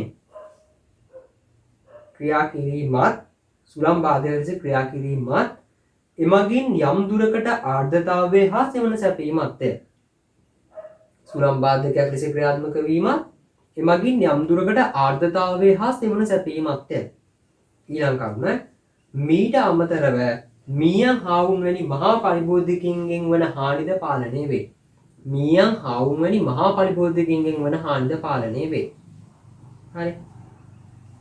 ඊළඟ කරුණ තේ අතු කැබලි මුල්ලද්දවා ගැනීම හා ඕකිඩ් වගාවේදී බහුලව භාවිතා වේ. තවන් පැල දැඩි කිරීමටද යොදා ගනී. තේ අතු කැබලි මුල්ලද්දවා ගැනීම හා ඕකිඩ් වගාවේදී බහුලව භාවිතා වේ. තවන් පැල දැඩි කිරීමටද යොදා ගනී. හරිද? මෙහෙමයි. මේ තුනම ගැන සංක්ෂිප්තයක් ඔය කිව්වේ. මේ සෙවන නිවස නැත්නම් ලැත් හවුස් කියන එක කාලයක් ප්‍රචලිතව තිබ්බ වර්ගයක්. ඔයාලට මතකද? දැන් මම කලින් කිව්වා දැල්ගුව ගැන කතා කරලා. දැල්ගුව ගැන කලින් කිව්වා දැල්ගුව කාලයක් ප්‍රචලිතව තිබ්බ. හැබැයි හැම වෙලේම මතක තියාගන්න ඕන දේ හැම වෙලේම කිව්ව දේ දැන් ප්‍රචලිතම වර්ගය මොකද්ද? කියන්නේ දැන් ප්‍රචලිතම මොකද්ද? පොලිතින් උමං කුටීර. හරිද? මේකට මේ දැන් ප්‍රචලිතව. කාලයක් ප්‍රචලිතව තිබ්බ එක වෙනම කතාවක්. දැන් ප්‍රචලිත පොලිතින් උමං කුටීර. හරිද? හරි. ඒ වගේම මේවල ප්‍රධාන අරමුණු ටිකක් තියෙනවා. ඒ ප්‍රධාන අරමුණු ටික තමයි සුළං බාධක ලෙස ක්‍රියාත්මක වෙනවා. ඒ වගේම ඒ සුළං බාධක ලෙස ක්‍රියාත්මක වීම නිසා පොඩි දුරකට ආර්ද්‍රතාවයකුයි සෙවණ සැපීමයි සිද්ධ වෙනවා. ඊට අමතරව මීයන් හවුන් වැනි මහා පරිපූර්ණකයන්ගෙන් වන හානි පාලනය කරගන්න පුළුවන්. ඒ වගේම අර තේ තවානේ පැල් රක බලා ගැනීමට තවාන් පැල දැඩි කර ගැනීමට මේවා භාවිත කරන්න පුළුවන්. අපි එකින් එක ගැන කතා කරමු. කොටස් තුනක් තියෙනවා. හරිද? හරි. පළවෙනිම කොටස තමයි. පළවෙනිම එක තමයි මොකද්ද? ලණු ගෘහ ගැන අපි කතා කරනවා. රෝම ඉලක්කම් එක දාලා ලියා ගන්න ලණු ගෘහ කියලා. රෝම ඉලක්කම් එක ලණු ගෘහ. ලණු ගෘහ. ඒකට ලියාගෙන යන්න. පළවෙනි තරුව භෝග පැල අධික සුළඟින් හා අධික සූර්යාලෝකයෙන් ආරක්ෂා කර ගැනීමට. භෝග පැල අධික සුළඟින් හා අධික සූර්යාලෝකයෙන් ආරක්ෂා කර ගැනීමට භාවිතා කරන අතර ගෘහය තුල ආර්ද්‍රතාවයේද තරමක් වැඩි වේ. ගෘහය තුල ආර්ද්‍රතාවයේද තරමක් වැඩි වේ. තවත් දාලියා ගන්න. තේතවාන් ඇන්තූරියම් ඕකිඩ්. තේතවාන් ඇන්තූරියම් ඕකිඩ් පාලනයේදී බහුලව යොදා ගැනේ. තේතවාන් ඇන්තූරියම් ඕකිඩ් පාලනයේදී බහුලව යොදා ගැනේ. ඊළඟ කරුණ මෙහිදී ලණු දි รา පත් වීම නිසා දිලීර ආසාදන බහුල වේ. මෙහිදී ලණු දි รา පත් වීම නිසා දිලීර ආසාදන බහුල වේ. බලන්නකො ලැත් හවුස් වල අපි සමස්ත කාර්යභාරය කතා කරන සමස්ත අරමුණ කතා කරන ඒ සමස්ත කරුණු ටිකම තමයි මේකට අදාළ වෙන්නේ. ලණු වලින් මෙහෙම හදපු ගෘහයක් තියෙන්නේ. සූර්යාලෝකයෙන් ආරක්ෂා කරලා සෙවණ ලබා දීම අරමුණ වෙනවා. ඒ වගේම සූර්යාලෝකය පාලනය කරලා සෙවණ ලබා දීම අරමුණ වෙනවා. ඒ වගේම යම් දුරකට ආර්ද්‍රතාවයක් පවත්වා ගැනීම ගෘහ ගත්තාම ලණු ගෘහ වලත් ප්‍රධානම අරමුණ වෙන්නේ අර කලින් කතා කරපු අරමුණ ටික තමයි. සූර්යාලෝකයෙන් ආරක්ෂා කරගන්න පුළුවන්. යම් දුරකට සෙවණ සැපේනවා. යම් දුරකට ආර්ද්‍රතාවය සැපේනවා. ඒ වගේම ඇන්තූරියම් ඕකිඩ් තේතවාන් වගේ පැල් රැක බලා ගන්න ලණු ගෘහ භාවිතා කරන්න පුළුවන්. ලණු ගෘහ වල තියෙන ප්‍රධානම ගැටලුව ඔය ලණු දි รา පත් වෙනවා. ලණු වල දිවීර හැදෙනවා. ඔය ලණු දි รา පත් වෙනවා. ලණු වල දිවීර හැදෙනවා. ඒකින්ද ඒවා භෝග වලටත් ඇවිල්ලා දිවීර ආසාදන භෝග වලට එන්න පුළුවන්. ඒක තමයි ප්‍රධානම අවාසිය මේ ලණු ගෘහ වල තියෙන. හරි. ලණු ගෘහ වල මේ රූප සහන ඇඳ ගන්න. රූප සහන ඇඳලා පස්සේ ලණු ගෘහ වල කතාව එතනින් ඉවරයි. හරිද? ඊළඟට අපි යනවා දැල් ගෘහ ගැන කතා කරන්න. රෝම ඉලක්කම් දෙක දාලා ලියා ගන්න. දැල් ගෘහ කියන රෝම ඉලක්කම් දෙක දැල් ගෘහ. දැල් ගෘහ යටතේ ලියාගෙන යන කරුණු ටික. පළවෙනි කරුණ ප්‍රධාන වශයෙන් මෙහි අරමුණ ආලෝකය පාලනය කිරීමයි. ප්‍රධාන වශයෙන් මෙහි අරමුණ ආලෝකය පාලනය කිරීමයි. ඊළඟ කරුණ මේ සඳහා බහුලව ඇලුමිනේට් භාවිතා කරයි. ඊළඟ කරුණ මේවා වෙළඳ පොලේ කළු සුදු සහ කොළ වර්ණ වලින් පවතී. ඊළඟ කරුණ මීට අමතරව ආලෝකය පාලනය කිරීම විවිධ ප්‍රමාණ වලින් සිදු කිරීමට 80%, 75%, 75%, 175% ආදී ලෙස පවතී. 80%, 75%, 150% ආදී ලෙස පවතී. මෙම ගෘහ තුල ඇන්තූරියම් ඕකිඩ් හා විසුතුරු පත්තික ශාක වගා කරනු ලැබේ. මේ ගෘහ තුල ඇන්තූරියම් ඕකිඩ් විසුතුරු පත්තික ශාක වගා කරනු ලැබේ. බලන්නකො දැල් ගෘහ තමයි දැල් ගෘහ තාමත් ප්‍රචලිතයි. හැබැයි වඩාත් ප්‍රචලිත මොකද්ද? පොලිතින් වකුටි. හරිද? දැල් ගෘහ අපිට වෙළඳ පොලේ ගන්න තියෙනවා කළු සුදු කොළ පාට වලින් මේ අදාළ දැල් වර්ගය. මේ දැල් ඇලුමිනියම් වලින් තමයි හදලා තියෙන්නේ. ප්‍රධානම අරමුණ වෙන්නේ දැල් ගෘහේ ආලෝකය පාලනය කිරීම. අපිට වෙළඳ පොලේ ගන්න තියෙනවා 70%, ඒ වගේම 50%, 125 ආදී වශයෙන් සෙවණ සපේන මේ දැල් ගෘහ වලට අදාළ දැල් වෙළඳ පොලෙන් මෙදී ගන්න තියෙනවා. හරිද? දැල් ගෘහ වලත් ඇන්තූරියම් විසුරු පත්‍රික ශාක ඕකිඩ් වගේ දේවල් තමයි බහුලවම වගා කරන්නේ. හරිද? දැල් ගෘහ වල අනිවාර්යෙන් දැකලා තියෙන දෙයක් දැල් ගෘහ වල ඔච්චරයි කතාව තියෙන්නේ. දැල් ගෘහ නෝට් එක ඉවරට පස්සේ මේ රූපය ඇඳ ගන්න දැල් ගෘහ කියලා ලියලා මේ රූපය ඇඳ ගන්න. හරිද? හරි. තුන්වෙනියට කතා කරන්න තියෙන ලැත් හවුස් එක තමයි ලී පටි ගෘහ. 3 කියලා දාලා රෝම ඉලක්කම් 3 කියලා දාලා ලී පටි ගෘහ කියලා ලියා ගන්න. අපි ඒකේ නෝට් එක ලියමු. සෙවණ ලබා දීම හා පළවෙනි කරුණ සෙවණ ලබා දීම හා සුළඟින් පැල ආරක්ෂා කිරීම සිදුවේ. සෙවණ ලබා දීම හා සුළඟින් පැල ආරක්ෂා කිරීම සිදුවේ. ඊළඟ කරුණ විශේෂයෙන් තේ වගාවේදී තවාන් පැල ලී පටි ගෘහ තුල තබනු ලැබේ. විශේෂයෙන් තේ වගාවේදී තවාන් පැල ලී පටි ගෘහ තුල තබනු ලැබේ. විශේෂයෙන් තේ වගාවේදී තවාන් පැල ලී පටි ගෘහ තුල තබනු ලැබේ. වාලු ලී පටි ගෘහවල විශේෂත්වය වෙන්නේ ලී පටි ගෘහ තමයි විශේෂයෙන්ම භාවිතා කරන්නේ තේ තවාන් පැල රැක බලා ගන්න. හරිද? ලී පටි ගෘහවල විශේෂත්වය වෙන්නේ ලී පටි ගෘහ තමයි බහුලවම භාවිතා වෙන්නේ තේ තවාන් පැල රැක බලා ගන්න. දැන් ලී පටි ගෘහ තුල සෙවන සැපීම තමයි අරමුණ වෙන්නේ. සූර්යාලෝකයේ පාලනය වෙලා කිසි ආගතාවයකට පවත්වා ගැනීමක් සිද්ධ වෙනවා. ලී පටි ගෘහවල මේ රූප සරහන ඇඳ ගන්න. ලී පටි ගෘහවල මේ රූප සරහන ඇඳ ගන්න. හරි. ඔන්න එතකොට අපි අර්ධ ස්ථිර ප්‍රචාරක ව්‍යුහවල කතාව මෙතනින් ඉවර කරනවා. ඊට පස්සේ අපිට යන්න තියෙන්නේ මේ පාඩමේ අවසානම කොටස ස්ථිර ප්‍රචාරක ව්‍යුහ ගැන කතා කරන්න. ඊට කලින් ඔයා අපි මතක් කරලා බලමු මුලින් නම් මෙතෙන්ට එනකන් පාඩමේ ගැලීම ඔයාට මතකද කියලා. ඔයා දැන් අනිවාර්යයෙන් මේ ගැලීම මතක් කරද්දී ඔයා S2 පියාගෙන අර අදාළ රූප සටහන් චිත්‍ර රූප මවාගෙන මේ පාඩමේ මාතෘකාවල තිබ්බ දේවල් මෙනෙහි කරන්න. මාතෘකා ටික මතක් කරගෙන යන්නේ මතක් කරද්දී ඔයාට මතක් වෙනවා. ඒක ඇතුළේ තිබ්බ කරුණු ටිකක් නිකම්ම චිත්‍ර රූපයක් වගේ. ඔයා එහෙම මතක් කරගෙන යන්න. අනිවාර්යයෙන්ම මේ පාඩම ඉවර වෙද්දී ඔයා ගොළුවට මේ පාඩම යනවාමයි. ඒ මානසිකත්වය ඔළුව තියාගන්න. අනිවාර්යයෙන්ම පුළුවන්. මේක පුළුවන් දෙයක්. පොඩි පාඩමක්. මේ පාඩම් මෙහෙම කොහොම හරි හොඳට ඔළුවට දාගමු. අනිවාර්යයෙන් ඇග්‍රිවලට ඒකකට යනවා කියන මානසිකත්වයෙන් මේ වැඩේ කරන්න. හරි. ඔන්න පාඩමේ මාතෘකාව මතක් කරනවා. පාලිත් තත්ත්වයට ඉක්මනින් මතක් කරගෙන පාඩමේ මාතෘකාව අපි කතා කරේ පාලිත් තත්ත්වයට භෝගාගාව. පාලිත් තත්ත්වයට භෝගාගාව කියන්නේ මොකක්ද කියලා කතා කරා. ඒකට අදාළ රූපයන්ද පාම් සාධකය වායව සාධකය පාලනය කරනවා කියන්නේ. ඊට පස්සේ පාලිත් තත්ත්වයට භෝගාගාවේ අරමුණු අවශ්‍යතාව ටික කතා කරා. කරුණු 12ක් විතර කතා කරා අදාළ රූප සටහන ඔස්සේ. ඊට පස්සේ පාලිත් තත්ත්වයට භෝගාගාවේදී පාලනයේ පරිසර තත්ත්වයන් පාලනය කිරීමට භාවිත කරන උපක්‍රම ටික කතා කරා. ඒ යටතේ වසුන් නෙදීම පලාවරණය කිරීම ශාක ප්‍රචාරක ව්‍යුහ ගැන කතා කරා. ඊට පස්සේ අපි විස්තරාත්මකව කතා කරන්න ගත්ත ශාක ප්‍රචාරක ව්‍යුහ ගැන. ශාක ප්‍රචාරක ව්‍යුහ කොටස් තුනකට බෙදුණා. මොනවද? අර්ධ ස්ථිර, ස්ථිර සහ తాවකාලික කියලා. ඊපස්සේ తాවකාලික ප්‍රචාරක ව්‍යුහයක් කියන්නේ මොකක්ද කියලා කතා කළා. తాවකාලික ප්‍රචාරක ව්‍යුහ වර්ග ටික උන් අපි කතා කරගෙන ගියා. මොකද తాවකාලික ප්‍රචාරක වර්ග ටික උන් මතක් කරගෙන යන්න. ඔයාලට තනි පැලයක් ආවරණය කරන්න උනා තනි පැල ආවරණයකින්. ඊට පස්සේ පොල් පිටවල තියෙන පැල වගේක් ආවරණය කරන්න පේලි ආවරණ භාවිතා කරා. පේලි ආවරණයට ඔයාලට පුළුවන් ආරුක්කු නැත්නම් පාවෙන පේ නැත්නම් ඇලිවැටි ක්‍රමෙට සිද්ධ කරන්න. ඊට පස්සේ පාත්‍යයක් දැක්කා. පාත්‍ය ආවරණය සිද්ධ කරා ටොපියක් වගේ කියලා පාත්‍ය ආවරණය ගැන කතා කරද්දී කිව්වා. ඊට පස්සේ සූර්ය ප්‍රචාරක නැත්නම් සරල ප්‍රචාරක ව්‍යුහ වලට ගියා. ඒක යටතේ අපි ඒකේ සූර්ය ප්‍රචාරක ව්‍යුහ ගැන කතා කරා. ඒ වගේම නවීන සූර්ය ප්‍රචාරක ව්‍යුහ ගැන කතා කරා. ඊට පස්සේ ජල සංරක්ෂක ප්‍රචාරක ව්‍යුහයට ආවා. ජලයේ සංරක්ෂණය කරන හදන ව්‍යුහේ ජල සංරක්ෂක ප්‍රචාරක ව්‍යුහය කියලා ඒ රූප වාට මතක් වෙනවා. ඊට පස්සේ උණුසුම් පාත්‍ය සීත රාමු මේ දෙකම එකට යන දෙකක් ඒ දෙක ගැන කතා කරා. ඊට පස්සේ තමයි අපි ආවේ අර්ධ ස්ථිර ප්‍රචාරක ව්‍යුහ ගැන කතා කරන්නේ. අර්ධ ස්ථිර ප්‍රචාරක ව්‍යුහයක් කියන්නේ මොකක්ද කියලා කතා කරා. අර්ධ ස්ථිර ප්‍රචාරක ව්‍යුහයක් කියන්නේ සාධන ලබන ප්‍රචාරක ව්‍යුහයේ අඩු කාල සීමාවක් පවතින පරිදි සැකසුවාම අපි ඒක අර්ධ ස්ථිර ප්‍රචාරක ව්‍යුහයක් කියලා හඳුන්වනවා. අර්ධ ස්ථිර ප්‍රචාරක ව්‍යුහ කොටස් දෙකක් කතා කරා. මොකද්ද? පොලිතින් උමං කුටීරයි ලැත් හවුසුයි. පොලිතින් උමං කුටීරයි ලැත් හවුස් ගැන මේ ගැටේ කතා කරේ. එතකොට පොලිතින් උමං කුටීරය යටතේ පොලිතින් උමං කුටීරයේ සාමාන්‍ය විදිහට නුවරඑළිය බදුල්ල බණ්ඩාරවල තියෙන විදිය මතකයි. ඒක පහතරට ගේද්දි ප්‍රධාන ප්‍රශ්න උෂ්ණත්වය. ඒ උෂ්ණත්වය පාලනය කරන්න භාවිතා කරපු උපක්‍රම ටික මතකයි. ඒ ඔස්සේ පහතර ප්‍රදේශයට ගැළපෙන පොලිතින් උමං කුටීරයක් හදු පරිවර්තන මතකයි. ඊට පස්සේ පොලිතින් උමං භාවිතා කරන අවස්ථා ටික කතා කරලා පොලිතින් උමං කුටීරයක් පහතරට හදන්නේ කොහොමද කියලා කතා කරලා පොලිතින් උමං කතාව ඉවර කරා.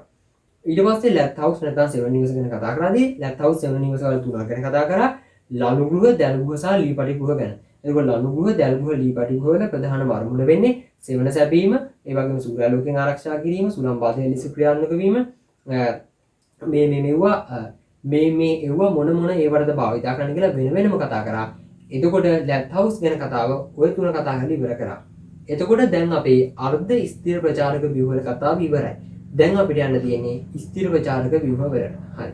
ඔන්න අපි දැන් කතා කරමු ස්ථිර ප්‍රචාරක ව්‍යුහ ගැන. මේ ශාක ප්‍රචාරක ව්‍යුහ වල අපි කතා කරන අන්තිම කොටස ස්ථිර ප්‍රචාරක ව්‍යුහ. පළවෙනියෙන්ම අපි හිතන්න ඕන දේ තමයි මොකද්ද ස්ථිර ප්‍රචාරක ව්‍යුහයක් කියන්නේ කියලා. දැන් අපි අර්ධ ස්ථිර ප්‍රචාරක ව්‍යුහයක් කිව්වේ මොකද්ද? සාධනු ලබන ප්‍රචාරක ව්‍යුහය අඩු කාල සීමාවක් පවත්වා ගැනීමට සාධන ව්‍යුහ අර්ධ ස්ථිර ප්‍රචාරක ව්‍යුහ නම් මේ කිව්වා. ඒ වගේම ස්ථිර ප්‍රචාරක ව්‍යුහ වලට ඒ නිර්වචනම දාන්න පුළුවන්. ප්‍රචාරක ව්‍යුහයේ වැඩි කාල සීමාවක් පවතින පරිදි සකස් කර පිට එය ස්ථිර ප්‍රචාරක ව්‍යුහයක් නම් වේ. හරිද? හරි. අපි ඒක ලියාගමුකෝ. ලොකු තරලකුණක් දාලා ස්ථිර ප්‍රචාරක ව්‍යුහ කියලා ලියාගෙන ඒක නිර්වචනය ලියන්න යා. තවවත් දාලා නිර්වචනය ලියන්න. ප්‍රචාරක ව්‍යුහ වැඩි කාල සීමාවක් තබා ගැනීමේ අරමුණින්. ප්‍රචාරක ව්‍යුහ වැඩි කාල සීමාවක් තබා ගැනීමේ අරමුණින් සකස් කර විට එම ප්‍රචාරක ව්‍යුහය ස්ථිර ප්‍රචාරක ව්‍යුහයක් නම් වේ. එම ප්‍රචාරක ව්‍යුහය ස්ථිර ප්‍රචාරක ව්‍යුහයක් නම් වේ. හරි. ඔන්න ස්ථිර ප්‍රචාරක ව්‍යුහය කියන එකේ නිර්වචනය හරි. මෙහෙමයි. අපි ස්ථිර ප්‍රචාරක ව්‍යුහවල කතා කරන්නේ හරිතාගාර ගැන. හරිද? හරි. එහෙනම් අපි අනුමාතෘකාවල් ලියාගමු චූටි තරුවක් දාලා හරිතාගාර කියලා. හරිතාගාර green house. ඒකේ අර්ථය ලියාගෙන යන්. අපි මේ හරිතාගාරේ පොඩ්ඩක් බේසික් ටික කිව්වේ. හරිතාගාර ඉතිහාසය කොහොමද හරිතාගාරය හැදුනේ? ඒ කන්දු පොඩ්ඩක් ලියාගමු. හරිද? හරි. තරලකුණක් දාලා ලියන්න හරිතාගාරය යටතේ මුලින්ම හරිතාගාර ආරම්භුනේ ප්‍රංශය හා එංගලන්තයේය. මුලින්ම හරිතාගාරය ආරම්භුනේ ප්‍රංශය හා එංගලන්තයේය. මුල්ම හරිතාගාරය ඒකනම් ලියන්න. මුල්ම හරිතාගාරය වර්ෂ 1700 දී නිපදවා ඇති අතර මුල්ම හරිතාගාරය වර්ෂ 1700 දී නිපදවා ඇති අතර එය ආවරණය කර තිබෙන්නේ වීදුරු දහඩු වලිනි. මුල්ම හරිතාගාරය වර්ෂ 1700 දී නිපදවා ඇති අතර එය ආවරණය කර තිබෙන්නේ වීදුරු දහඩු වලිනි. වීදුරු දහඩු වලිනි. ඊළඟ කරුණ ලියන්න. මුලින්ම මෙම හරිතාගාර තුල මිදි, කොමඩු, ස්ට්‍රෝබෙරි, පීච් වැනි පළතුරු වර්ග වගා කර අතර මුලින්ම මෙම හරිතාගාර තුල මිදි, කොමඩු, ස්ට්‍රෝබෙරි, පීච් වැනි පළතුරු වගා කර අතර පසුව එළවලුද වගා කෙරුණි. ඊළඟ කරුණ ලියා ගන්න. මේ තාක්ෂණය මනා ලෙස ස්ථාපිත වූයේ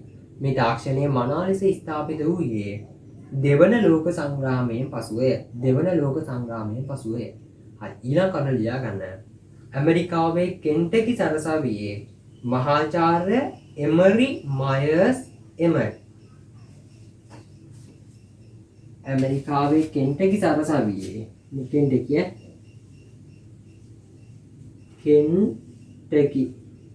සරසවියේ මහාචාර්ය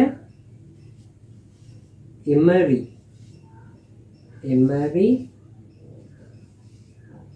මයර්ස්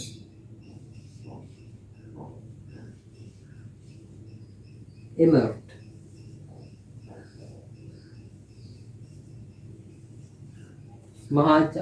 ඇමරිකාවේ කෙන්ටකි සරසවියේ මහාචාර්ය එමරි මයර්ස් එමර්ට්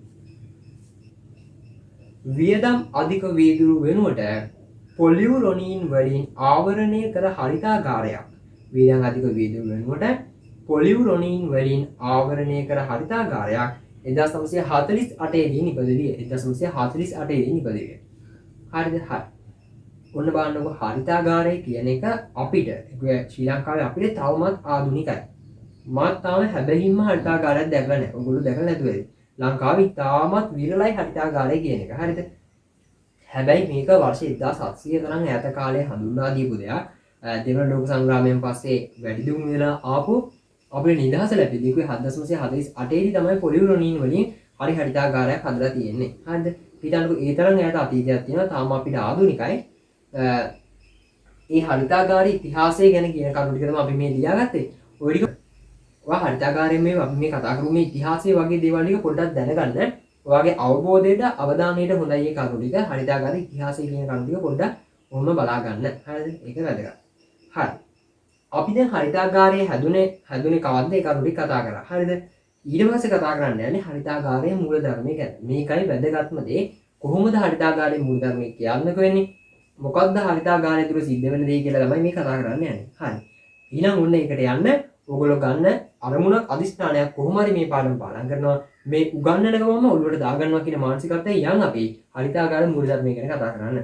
හරි. එහෙනම් මාතෘකාව ලියා ගන්න හරිතාගාර මූලධර්මය. ඒක ඇත්තේ ලියාගෙන යන් අපි ලියන ගමන් කතා කරමු. හරිතාගාර මූලධර්මය. ඒක ඇත්තේ ලියාගෙන යන් පළවෙනි කරුණ ලියාගෙන යන් පළවෙනි කරුණ සෞම්‍ය කලාපීය රටවල ශීත ඍතුවේදී භෝග වගා කිරීම ප්‍රබල අභියෝගයකි. සෞම්‍ය කලාපීය රටවල ශීත ඍතුවේදී භෝග වගා කිරීම ප්‍රබල අභියෝගයකි. ඊළඟ කරුණ බොහෝ විට රාත්‍රී උෂ්ණත්වය එම කාලයේදී ජලයේ මිදෙන උෂ්ණත්වයට වඩා පහළයයි. ඊළඟ කරුණ එවිට භෝග ශාකවල සෛල තුල හා සෛල අතර ජලය අයිස් බවට පත් වී ඒවා විනාශ වේ. එවිට භෝග ශාකවල සෛල තුල හා සෛල අතර ජලය අයිස් බවට පත් වී ඒවා විනාශ වේ. ඊළඟ කරුණ මේ තත්ත්වයට භෝගයක් ලක්වන්නේ ඒවා විවෘත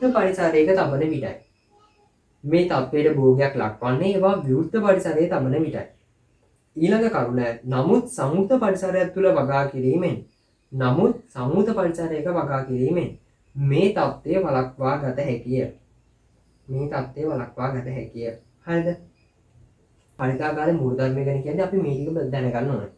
මේ සෞම්‍ය කලාපීය රටවල ශීත කාලවලදී අපි කලිනුත් කතා කරා මේ බාහිර පරිසරයේ උෂ්ණත්වය ජලයේ මිදෙන උෂ්ණත්වය අභිභවා පල්ලෙහාට ගමන් කරනවා. ඒ තරම් උෂ්ණත්වය අඩු වෙනවා. එතකොට මොකද වෙන්නේ? ශාක සෛලවල සෛල අතර අවකාශයේ තියෙන ජලය ඒ වගේම සෛල අතර අවකාශයේ තියෙන ජලය පවා මොකද වෙන්නේ? මිදීමට ලක් වෙනවා. එතකොට මොකද වෙන්නේ? දැන් සෛලවල ඇතුළේ තියෙන ජලය ඒ වගේම සෛල අතර අවකාශයේ තියෙන ජලය මේ මිදීමට ලක් වීම නිසා සෛල විනාශ වෙනවා. සෛල විනාශ වෙනවා කියන්නේ ශාකයේ ක්‍රියාකාරීත්වය නිහිටලා ශාකයක් මිය යනවා. හරිද? ඕක අපි බයෝවල සීත ආතතිය කියලා වෙනම ඉගෙන ගන්නවා. කොහොමද ඔය සෛල අතර සෛලවල ඔය ජලයේ බිඳීම සිද්ධ වෙන්නේ කියලා වෙනම කතා කරනවා. හරිද? එතකොට ඔය සීත ආතතිය ඇති වෙලා මොකද වෙන්නේ? සෛල විනාශ වෙන්න පුළුවන්. එතකොට ශාකයන් මැරෙනවා. ඕක තමයි සෞම්‍ය කලාපීය රටවල තියෙන ප්‍රබලම අභියෝගය. හරිද? ඔන්න ඕක මගහරින්න තමයි මේ හරිතාගාර මූලධර්මයේ භාවිතා කරන්නේ. හරි. ලියාගෙන යන්නකෝ. ඊළඟ කරුණ එසේම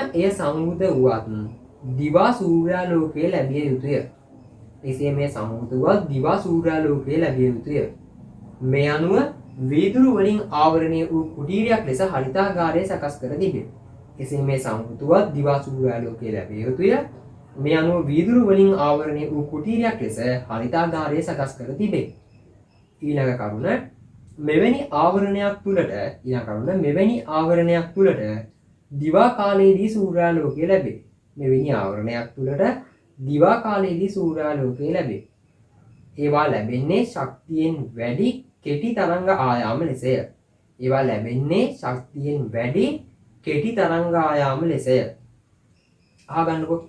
දැන් අපි කිව්වනේ සෞම්‍ය කලාපීය රටවල ප්‍රධානම ප්‍රශ්නේ තමයි උෂ්ණත්වය ජලයෙන් මිදෙන තත්ත්වයට අභිභවා පල්ලෙහාට ගිහිල්ලා සෛල අතර අවකාශයේ සෛලවල තිබ්බ ජලයෙන් මිදිලා මොකද වෙන්නේ? සෛල විනාශ වෙලා ශාකයක් මිය යාම.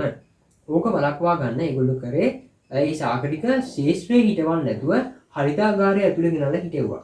හරිතාගාරය ඇතුළේ ගෙනල්ලා හිටෙව්වහම උෂ්ණත්වය ඇතුළට දැනෙන්නේ නැති වුණාට ඒක අධික ලෙස උෂ්ණත්වය පහළ යාම හරිතාගාරය තුල දැනෙන්නේ නැති වුණාට ශාක වලට ආලෝකය අවශ්‍ය වුණා.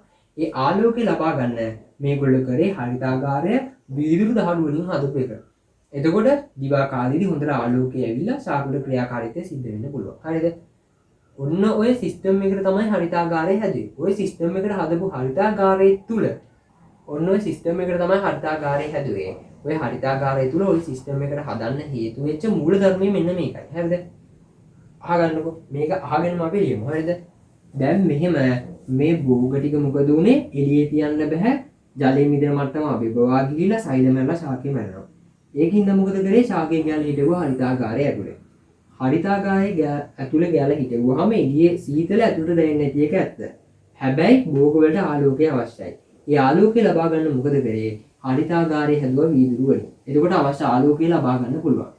ඔය කරුණු ටික ඉෂ්ට වුණාට අපි දන්නේ මේක ඇතුළේ ක්‍රියාත්මක කරන මූලධර්මයේ තාම. මෙන්න මේකයි මේක ඇතුළේ ක්‍රියාත්මක කරන මූලධර්මය. හරිද? ඔන්න පැහැදිලිව නිරවුල් අහන්න. හරිද? හරි. මෙහෙම හරිතාගාරය හැදුවට පස්සේ ඔන්න ඇතුළේ භෝග වගා කරනවා. ඔන්න බලන්න මෙහෙම හරිතාගාරය හදලා ඇතුළේ භෝග හිටවනවා. වීදුරු දහඩු වලින් තමයි ඔන්න හරිතාකාරය හදලා භෝග හිටවලා තියෙන්නේ. ඊට පස්සේ ඔන්න දිවා කාලයේදී සූර්යාලෝකය ලැබෙනවා. අපි මතක තියාගන්න ඕනේ දැනගන්න ඕනේ දේ තමයි සූර්යාලෝකය අපේ පෘථුවියට එන්නේ. සූර්යාලෝකය අපේ පෘථුවියට එන්නේ කොහොමද?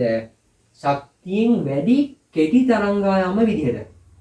මේ පෘථුවියට සූර්යගෙන් තරංගායාම එන්නේ, සූර්ය විකිරණ එන්නේ ශක්තියෙන් වැඩි හැබැයි කෙටි තරංගායාම විදිහට. හරිද? ඔන්න ඒ විදිහට සූර්යගෙන් එනවා ශක්තියෙන් වැඩි කෙටි තරංග ආයාම හරිතාගාරය ඇතුළට. වීදුරු දහඩු තුලින් යනවා ඒවා හරිතාගාරයට ඇතුළට ඔන්න එනවා ශක්තියෙන් වැඩි කෙටි තරංග ආයාම. ඒ ශක්තියෙන් වැඩි කෙටි තරංග ආයාම මොකද වෙන්නේ? හරිතාගාරය ඇතුළට ආවට පස්සේ ඒ හරිතාගාරය ඇතුලෙන් ඒවා පරාවර්තනය වෙනවා. මේවා පොළොවට වැටුණත් ඒවා පරාවර්තනය වෙනවා. මතක තියාගන්න ඕනේ අනෙක් කරුණ තමයි මේ සූර්යයෙන් එන ශක්තියෙන් වැඩි කෙටි තරංග ආයාම ආපහු පරාවර්තනය වෙලා යන්නේ කොහොමද? ශක්තියෙන් අඩුයි හැබැයි දිගු. ශක්තියෙන් අඩුයි හැබැයි දිගු තරංගායම විදිහට තමයි පිට වෙන්නේ කියලා. ශක්තියෙන් අඩුයි හැබැයි දිගු තරංගායම විදිහට තමයි පිට වෙන්නේ කියලා. හරිද? එතකොට ඔන්න සූර්යයෙන් එනවා ශක්තියෙන් වැඩි කෙටි තරංග ආයාම ටික. ඒවා ඇවිල්ලා පරාවර්තනය වෙලා පිට වෙන්නේ කොහොමද? ශක්තිය අඩු වෙලා හැබැයි දිගු තරංග ආයාම විදිහට. ඔය ටික මතක තියාගන්න. සූර්යයෙන් එන්නේ ශක්තියෙන් වැඩි කෙටි තරංග ආයාම පරාවර්තනය වෙලා යන්නේ ශක්තියෙන් අඩුයි හැබැයි දිගු තරංග ආයාම කියලා. ඔයක මතක තියාගන්න. හරි. දැන් ඔන්න ඔය සීන් එක වෙලා ඇතුලේ ශක්තියෙන් අඩු දිගු තරංග ආයාම ටික පරාවර්තනය වෙනවා. ඒ පරාවර්තන වුණාට පස්සේ මොකද දන්නවද වෙන්නේ? මේ හරිතාගාරයේ තුල තියෙන කාබන් ඩයොක්සයිඩ් වගේ ඒවා ප්‍රතිපරාවර්තනයට ලක් වෙලා ඇතුලේ උෂ්ණත්වය පවත්වාගෙන යාමට හැකියාවක් හම්බ වෙනවා. හරිද? දැන් මේ ශක්තියෙන් අඩු දිගු තරංග ආයාම ටික ආපහු පරාවර්තනලා යද්දී මේ කාබන් ඩයොක්සයිඩ් ඒවා ප්‍රතිපරාවර්තනය වෙලා මොකද වෙන්නේ? ඇතුලේ උෂ්ණත්වය පවත්වා ගන්නට හැකියාවක් හම්බ වෙනවා. ඇතුලේ උෂ්ණත්වය පවත්වා ගන්න හැකියාවක් හම්බ වෙනවා. ඒකින්ද තමයි හරිතාගාරය තුල උෂ්ණත්වය පවත්වාගෙන යන්න පුළුවන්.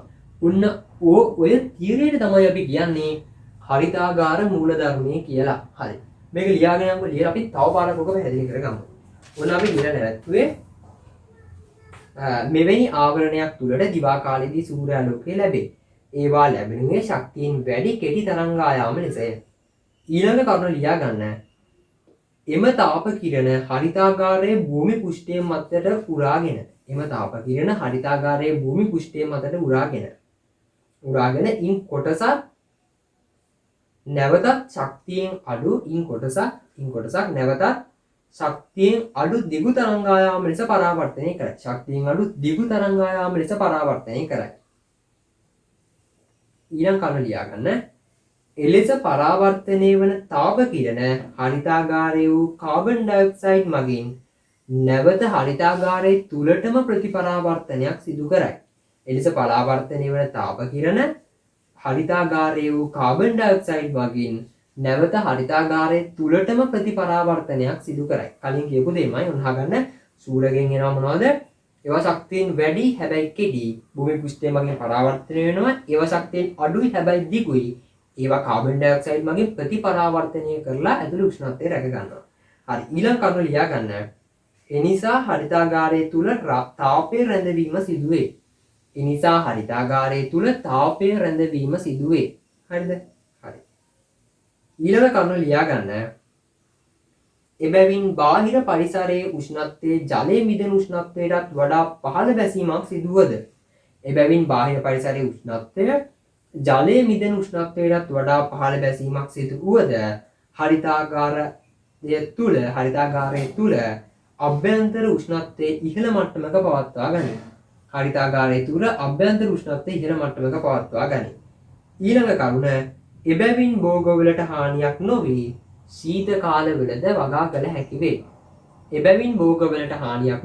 ශීත කාලවලද වගා කළ හැකි වේ. හරිද? ඊළඟට විශේෂ තවුවක් දාලා ලියා ගන්න මේ කාරණාව හරිතාගාරය තුල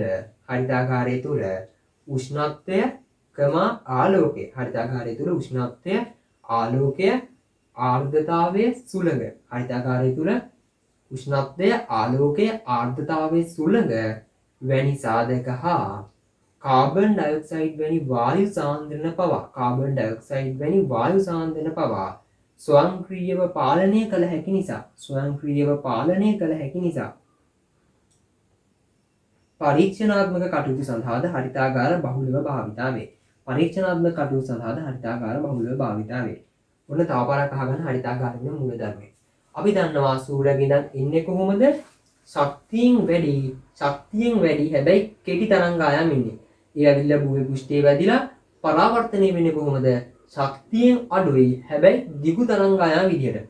ඒවා ටික හරිතාගාරයේ තුල පරාවර්තන වුණාට පස්සේ හරිතාගාරයේ තියෙන ඒවා ටික පරාවර්තන වුණාට පස්සේ හරිතාගාරයේ තුල තියෙන කාබන් ඩයොක්සයිඩ් මගින් ඒවා නැවත ප්‍රතිපරාවර්තනය කරලා ඇතුලේ ඒවා රඳව ගන්නවා.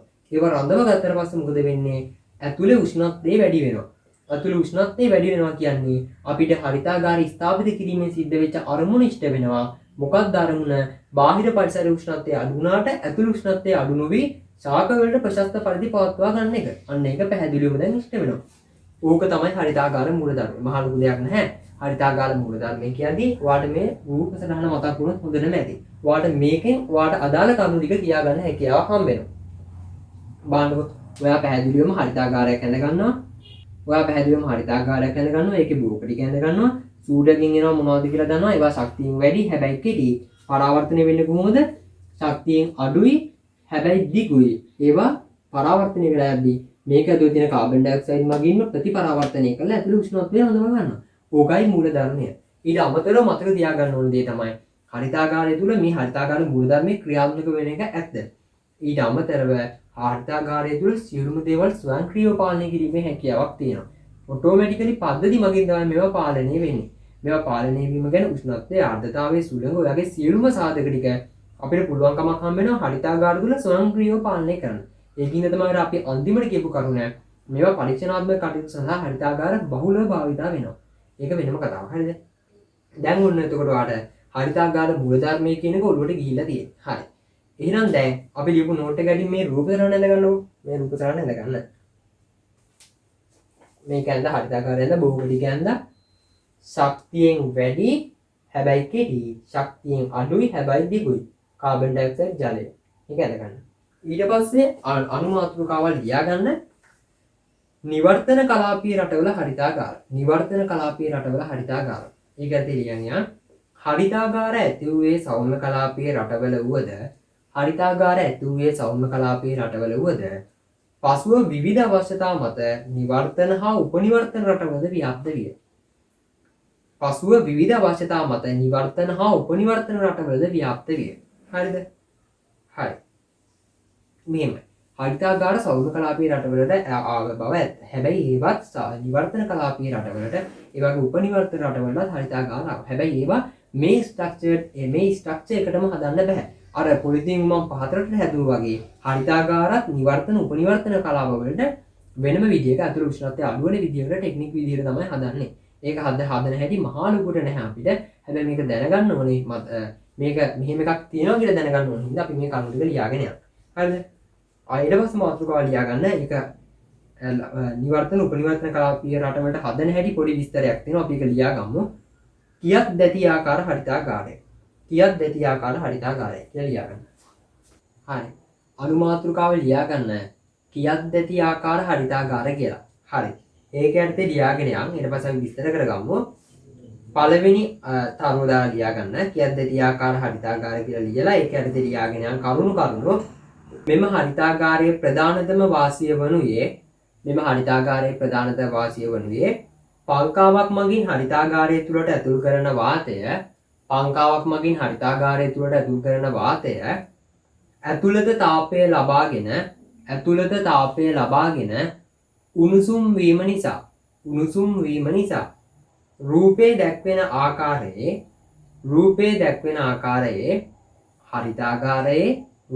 ආකාරයේ හරිතාගාරයේ වහලය පැත්තෙන් පිහිටි දැල්ගසන කොටසෙන් පිට වී යයි. දැල්ගසන කොටසෙන් පිට වී යයි. වහලය පැත්තෙන් පිහිටි දැල්ගසන කොටසෙන් පිට වී යයි. ඊළඟ කරුණ ලියා ගන්න. එමගින් හරිතාගාරය අනවශ්‍ය ලෙස උණුසුම් වීම වැළකේ.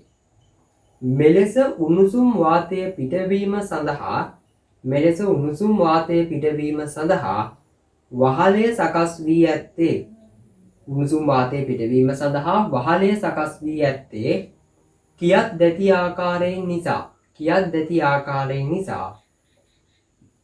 ඉහත නම මේ හරිතාගාරයට භාවිතා කරයි. ඉහත නම මෙම හරිතාගාරයට භාවිතා කරයි. ඊළඟ කරුණ පංකාවෙන් ඇතුල් කරන වාතය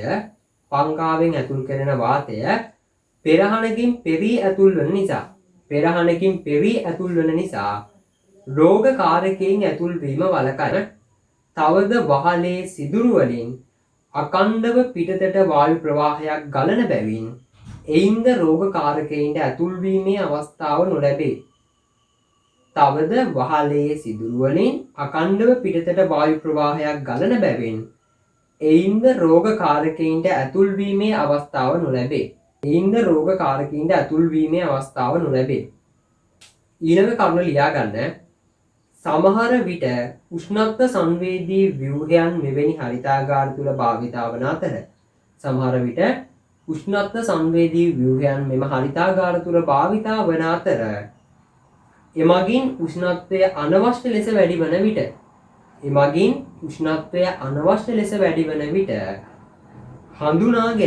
හඳුනාගෙන අභ්‍යන්තර කුටීරය පුරා ජල වාෂ්ප මිහිදුමක් ලෙස විසුරුවා හරි. ඊළඟ කරුණ මෙලෙස මිහිදුමක් ලෙස ජලය විසුරු වීමට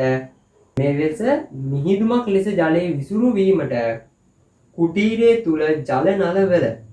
තුල ජල නලවල මිස්ටර්ස් නම් උපකරණය සවි කර ඇත. මිස්ටර්ස් නම්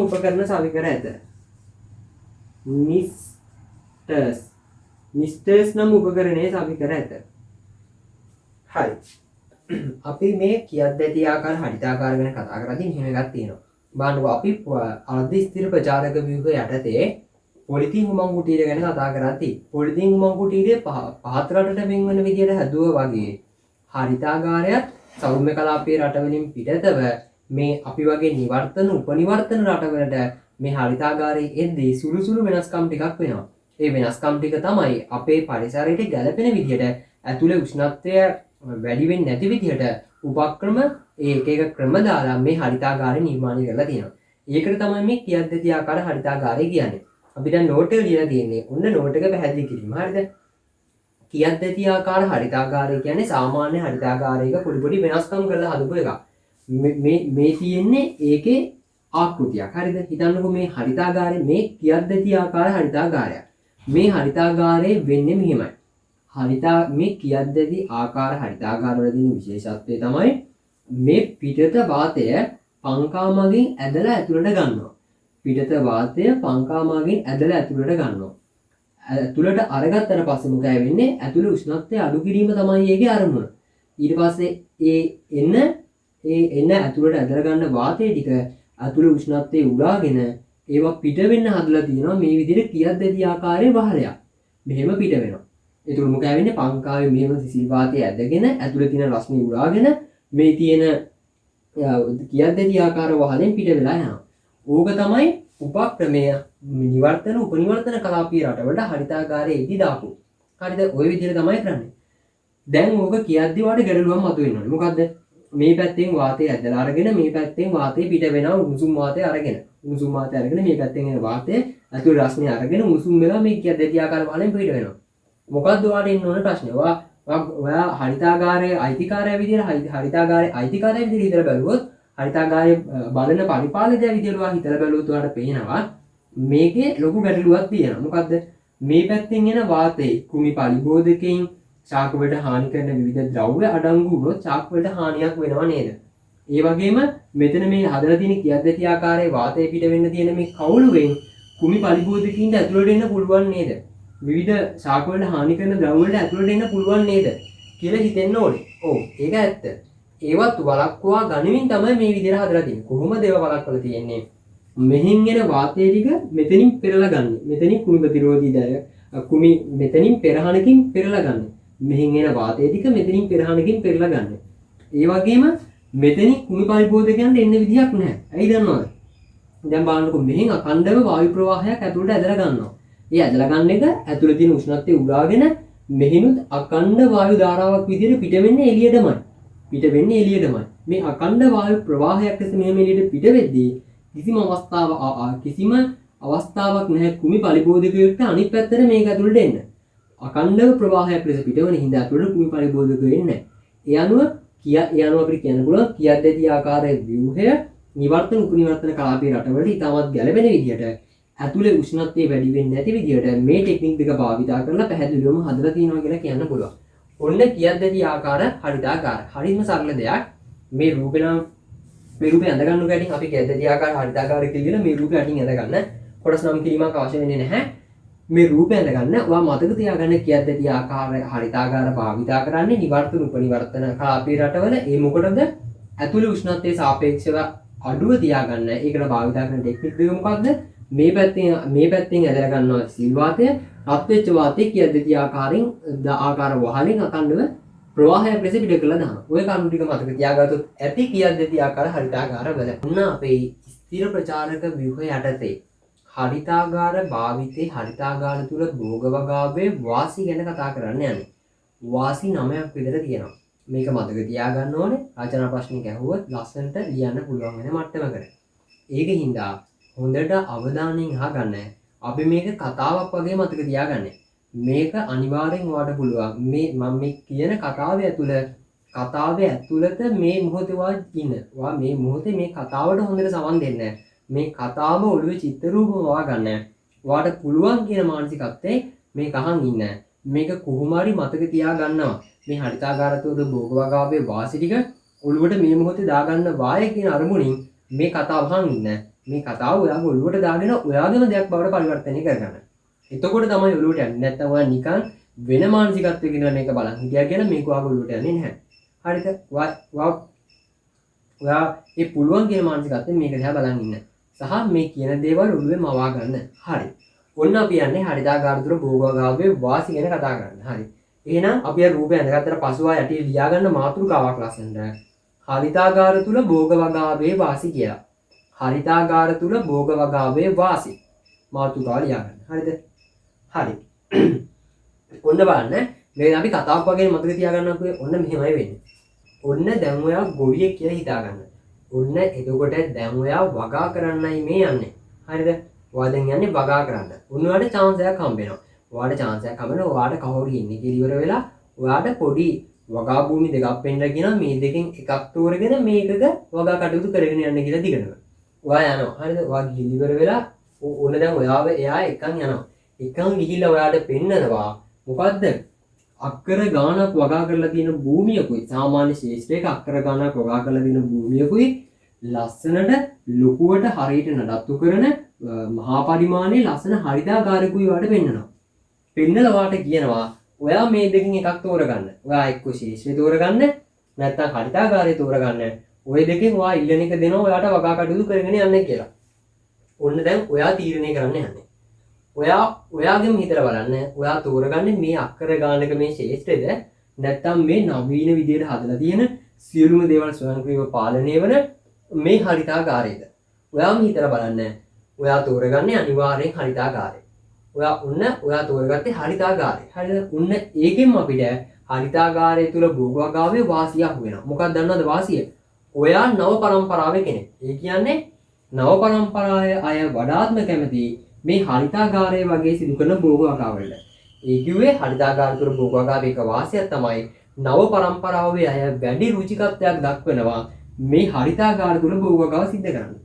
ඒක එක කාරණා. ඔන්න හරිතාගාරය තුල භෝගවගාවේ පළවෙනි වාසිය ඔයාට මැල්ලුණා. මොකද්ද? ඔයා ගියා ඔයාට කිව්වා මේ දෙක එකක් තෝරගන්න කියලා. ඔයා අක්කර ගානක ශේෂ්ත්‍ර නෙමෙයි තෝරගත්තේ. ඔයා හොඳින් හදපු හරිතාගාරය තෝරගත්තේ. ඔන්න ඔයා ඒකෙන්ම පළවෙනි කරුණ අල්ලගත්තා. මොකද්ද? ඔයා නව පරම්පරාවේ අය වැඩි රුචිකත්වයක් දක්වන්නේ හරිතාගාරය තුල භෝගවගා කරන්න. අන්න ඒකම පළවෙනි වාසිය වුණා.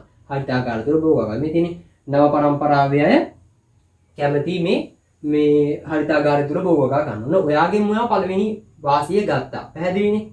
හරි. ඔන්න එතකොට ඊළඟට වෙන දේ තමයි ඊළඟට දැන් ඔන්න දැන් පළවෙනියෙන් ඔයා හරිතාගාරය තෝරගත්තා. ඔයා එකෙන් පළවෙනි වාසිය අල්ලගත්තා. ඔයා නව පරම්පරාවේ කැමති හරිතාගාරය තුල භෝග වගා ගන්න. ඔන්න ඒක පළවෙනි වාසිය. දෙවෙනි වාසිය හොයාගන්න මෙහෙමයි. ඔන්න දැන් ඔයා හරිතාගාරයෙන් තෝරගත්තේ. ඔයා තෝරගත්තේ මේ ශේෂ්ත්‍රය නෙමෙයි. ඔයා තෝරගත්තේ මේ ශේෂ්ත්‍රය නෙමෙයි. ඔයා තෝරගත්තේ හරිතාගාරය. ඇත්තටම දැන් ඊළඟ වාසිය ටික ගන්නවා හිතන්න ඕනේ. ඇත්තටම මං ඇයි හරිතාගාරය තෝරගත්තේ කියලා. ඔයා හිතන්න. ඔයා ඇත්තටමයි මේ හරිතාගාරයට කැමති වුනේ. එහෙම හිතාගෙන යද්දි ඔයාට එකක් තැනක් අහු වෙනවා. මොකද්ද ඒ අහු වෙන තැන? ඔයා කැමති නැහැ මේ වගේ ශේෂ්ත්‍රයක් තෝරගෙන අවුවේ පිච්චි වැස්සේ තෙමි වැඩ කරන්න. ඔයා කැමති නැහැ. ඔයා කැමති නැහැ මේ ශේෂ්ත්‍රයට බහැලා අවුවේ පිච්චි වැස්සට තෙමි වැඩ කරන්න. ඔයා කැමති මේ හරිතාගාරයට ගිහිල්ලා හරිතාගාරේ එහෙම කිසිම දෙයක් නැහැ. මේ හරිතාගාරේ එහෙම කිසිම දෙයක් නැහැ. අවුවට පිච්චෙන දෙයක් නැහැ, වැස්සට දෙමෙන්න දෙයක් නැහැ. සියලුම දේවල් ස්වයංක්‍රීයව දේශගුණික තත්ත්වයන් පාලනය වෙනවා. ඔයා හරිතාගාරය තෝරගන්න ඒකත් එක හේතුවක් වුණා. ඔයා දැන් ඇත්තටම හරිතාගාරය තෝරගත්තා. හරිද? ඔයා හරිතාගාරය තෝරගත්තට ඔයා බලන්න ඕනේ ඇත්තටම ඔයා ඇයි හරිතාගාරය තෝරගත්තේ කියලා. ඒක හිතාගෙන නැති තමයි අහු වෙනවා. ඔයා කැමති නැහැ මේ වගේ ශේෂ්ත්‍රයක බහැලා දේශගුණික තත්ත්වවල නිරාවරණය වෙවි වැඩ කරන්න. මෙහෙම සේරම දේශගුණික තත්ත්වයන් ස්වයංක්‍රීයව පාලනය වෙන තැනක් තියෙද්දී ඔයා මොකටද මේ ශේෂ්ත්‍රය තෝරගන්නේ? ඔයා ඒකයි මේ හරිතාගාරය තෝරගත්තේ. අන්න ඔයාට එක තැනක් හම්බුණා ඔයා හරිතාගාරය තෝරගත්තේ. දේශගුණික තත්ත්වයන් සේරම කෘත්‍රිමව පාලනය කරන්න පුළුවන්නේ. අර වගේ කට ගන්න ඕනේ නැහැ කියන එක කරුණක් තමයි හරිතාගාර භාවිතයේ වාසියක් උනේ. හරිද? ඔන්න දෙවෙනි කරුණත් ඇල්ලුණා. ඔන්න අප බලන්නකො පළවෙනියෙන් ඔයාව මේ දෙකෙන් තෝරගන්න කිව්ව එකක් ඔයා තෝරගත්තේ හරිතාගාරේ. ඒකෙන් අහුණා පළවෙනි කරුණ නව පරම්පරාවයි කැමතියි කියන එක. ඊළඟට ඔන්න ඔයාව ආවා ඊට පස්සේ මේ දෙකෙන් ඔයාට එකක් තෝරගන්න කිව්වා. ඔයා තෝරගත්තේ හරිතාගාරය. ඒකෙන්ම පළවෙනි කාරණාව වුණා හරිතාගාර භාවිතයේ වාසිය පළවෙනි කාරණය නව පරම්පරාවයි කැමතියි. ඊළඟට ඔයා බැලුවේ ඔයා ඒ හරිතාගාරයම තෝරගත්තේ කියලා. ඊට පස්සේ ඔයාට අහුණා මේ වගේ දේශගුණික තත්ත්වවල නිරාවරණය වෙන්න ඕනේ නැහනේ. මේකේ සියලුම දේශගුණික තත්ත්ව කෘත්‍රිමව පාලනය වෙනවනේ. අන්න ඒක එක කරුණක් ඔයා මේක තෝරගන්න. අන්න ඒකත් එක වාසියක් වුණා. මේ තියෙන්නේ දේශගුණික තත්ත්වයන් කෘත්‍රිමව පාලනය කරන්න හැකියාවක් තියෙනවා මේකේ. ඒක තමයි අනිත් වාසිය හරිතාගාරය තුළ භෝග වගාවේ. හරිද? ඊළඟට ඔයා තවදුරටත් හිතන්න ඇයි ඔයා හරිතාගාරය මේ තෝරගත්තේ කියලා. තවදුරටත් අපි හිතනවා හරිතාගාරය ඇයි තෝරගත්තේ කියලා. එතකොට අහු වෙනවා දැන් එකක් අහුණා දේශගුණික තත්ත්ව නිරාවරණය වෙන්න ඕනේ නැහැ නේද? ඊළඟට හොයාගෙන යද්දී අහු වෙන දේ තමයි ඔයා හරිතාගාරය තෝරගන්න ප්‍රධාන වශයෙන් බලපාව ප්‍රධාන කරුණ මොකද්ද? ඔයාගේ තියෙන කම්මැලිකම. හරිද? ඒකුවේ මොකද්ද? බලන්නකො මේ වගේ ශේෂ්ත්‍රයක බහැලා අර කලින් කිව්වාගේ අවුවට පිච්චි වැස්සට තෙමි උදළු කැටි අරගෙන දාඩිය පෙරාගෙන වැඩ කරන්න ඕනේ. දාඩිය පෙරාගෙන මේක වැඩ කරන්න ඕනේ. හැබැයි හරිතාගාරය තුල එහෙම නැහැ. හරිතාගාරය තුල තියෙන්නේ අවම නඩත්තු ප්‍රමාණයක්. ඇයි? සියලුම කටයුතු ස්වයංක්‍රීයව පාලනය වෙන්න පද්ධතියක් මේක හදලා තියෙන හින්දා. මේකේ තියෙන්නේ අවම නඩත්තු ප්‍රමාණයක්. අන්න ඒකත් එක කරුණක් වුණා. ඔයා හරිතාගාරය තෝරගන්න. ඒ කියන්නේ හරිතාගාර භාවිතයේ වාසියක් වුණ තව එකක් අපි ගත්තා. ඒ තමයි අවම නඩත්තු ප්‍රමාණයක් තමයි මේකට යන්නේ. ඒකත් එක වාසියක් හරිතාගාරය තුළ භෝග වගාවේ. ඔයා ආවා මේ දෙකෙන් තෝරගත්තේ මේක. ඒකෙන් ගත්ත පළවෙනි කරුණ නව පරම්පරාවයි කැමති. ඊළඟට ඔයා බලන්න ගත්තා ඇයි මං ඇත්තටම හරිතාගාරය තෝරගත්තේ කියලා. එහෙන් බලද්දි හම්බුණා දේශගුණික තත්ත්වවල නිරාවරණය වෙන්න ඕනේ නැහැනේ. පුදුම දේශගුණික තත්ත්ව පාලනය කරගන්න පුළුවන්. ඒක දෙවෙනි කරුණ වුණා. ඔයත් එතින් නැවතින් නැතුව තවදුරටත් හිතුවා ඇත්තටම මං ඒ හරිතාගාරය තෝරගන්න කියලා. ඒ තවදුරටත් හිතද්දී හම්බුණා ඔය කම්මැලිකම. ඒ කම්මැලිකම කියන්නේ හරිතාගාරය තුල මහන්සියලා වැඩ කරන්න දෙයක් නැහැ. අවම නඩත්තු ප්‍රමාණයක් තමයි තියෙන්නේ. ඒකින්ද හරිතාගාරය තෝරගත්තා. ඒක තුන්වෙනි කරුණ බවට පත් වුණා. හරිද? මොකද්ද? අවම නඩත්තු ප්‍රමාණයක් තියෙනවා කියන එක. හරි. ඊට පස්සේ තවදුරටත් ඔයා හරිතාගාරය ගැන හිතද්දී ඇත්තටම ඇයි ඔයා හරිතාගාරය තෝරගත්තේ කියලා හිතද්දී එකපාරම මේව මතක් වෙන්නේ නැහැ. හරිද? ඔයා දැන් මේක මේ කියලා දෙන කතාව කලින් දන්නේ නැහනේ.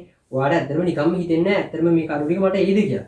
හැබැයි ඔයාගේ ඇතුළේ තියෙනවා ඇත්තටම මම හරිතාගාරය තෝරගත්තේ කියලා. ඔයා ඇත්තටම මේ දෙකෙන් තෝරගන්නේ හරිතාගාරය නෙවෙයි මොනවද මේ වගේ ශිෂ්ටයක් තෝරගන්නේ නැහැ. ඔයාට මේ දෙකෙන් එකක් බාර ගන්න කිව්වොත් අනිවාර්යෙන් බාර ගන්න මේ හරිතාගාරය. මේ හරිතාගාරය බාරගත්තට ඒක බාර ගන්න ඔයා මුල්ුණු හේතු ටික ඔයාගේ හිත ඇතුලේ තියෙනවා. ඒ ටික ගන්න ඕනේ. ඒ ටික තමයි අපි ගන්න. හරිද? ඔන්න හරිතාගාරය තෝරගත්තා. ඒකෙන් පළවෙනි කරුණ හුණා.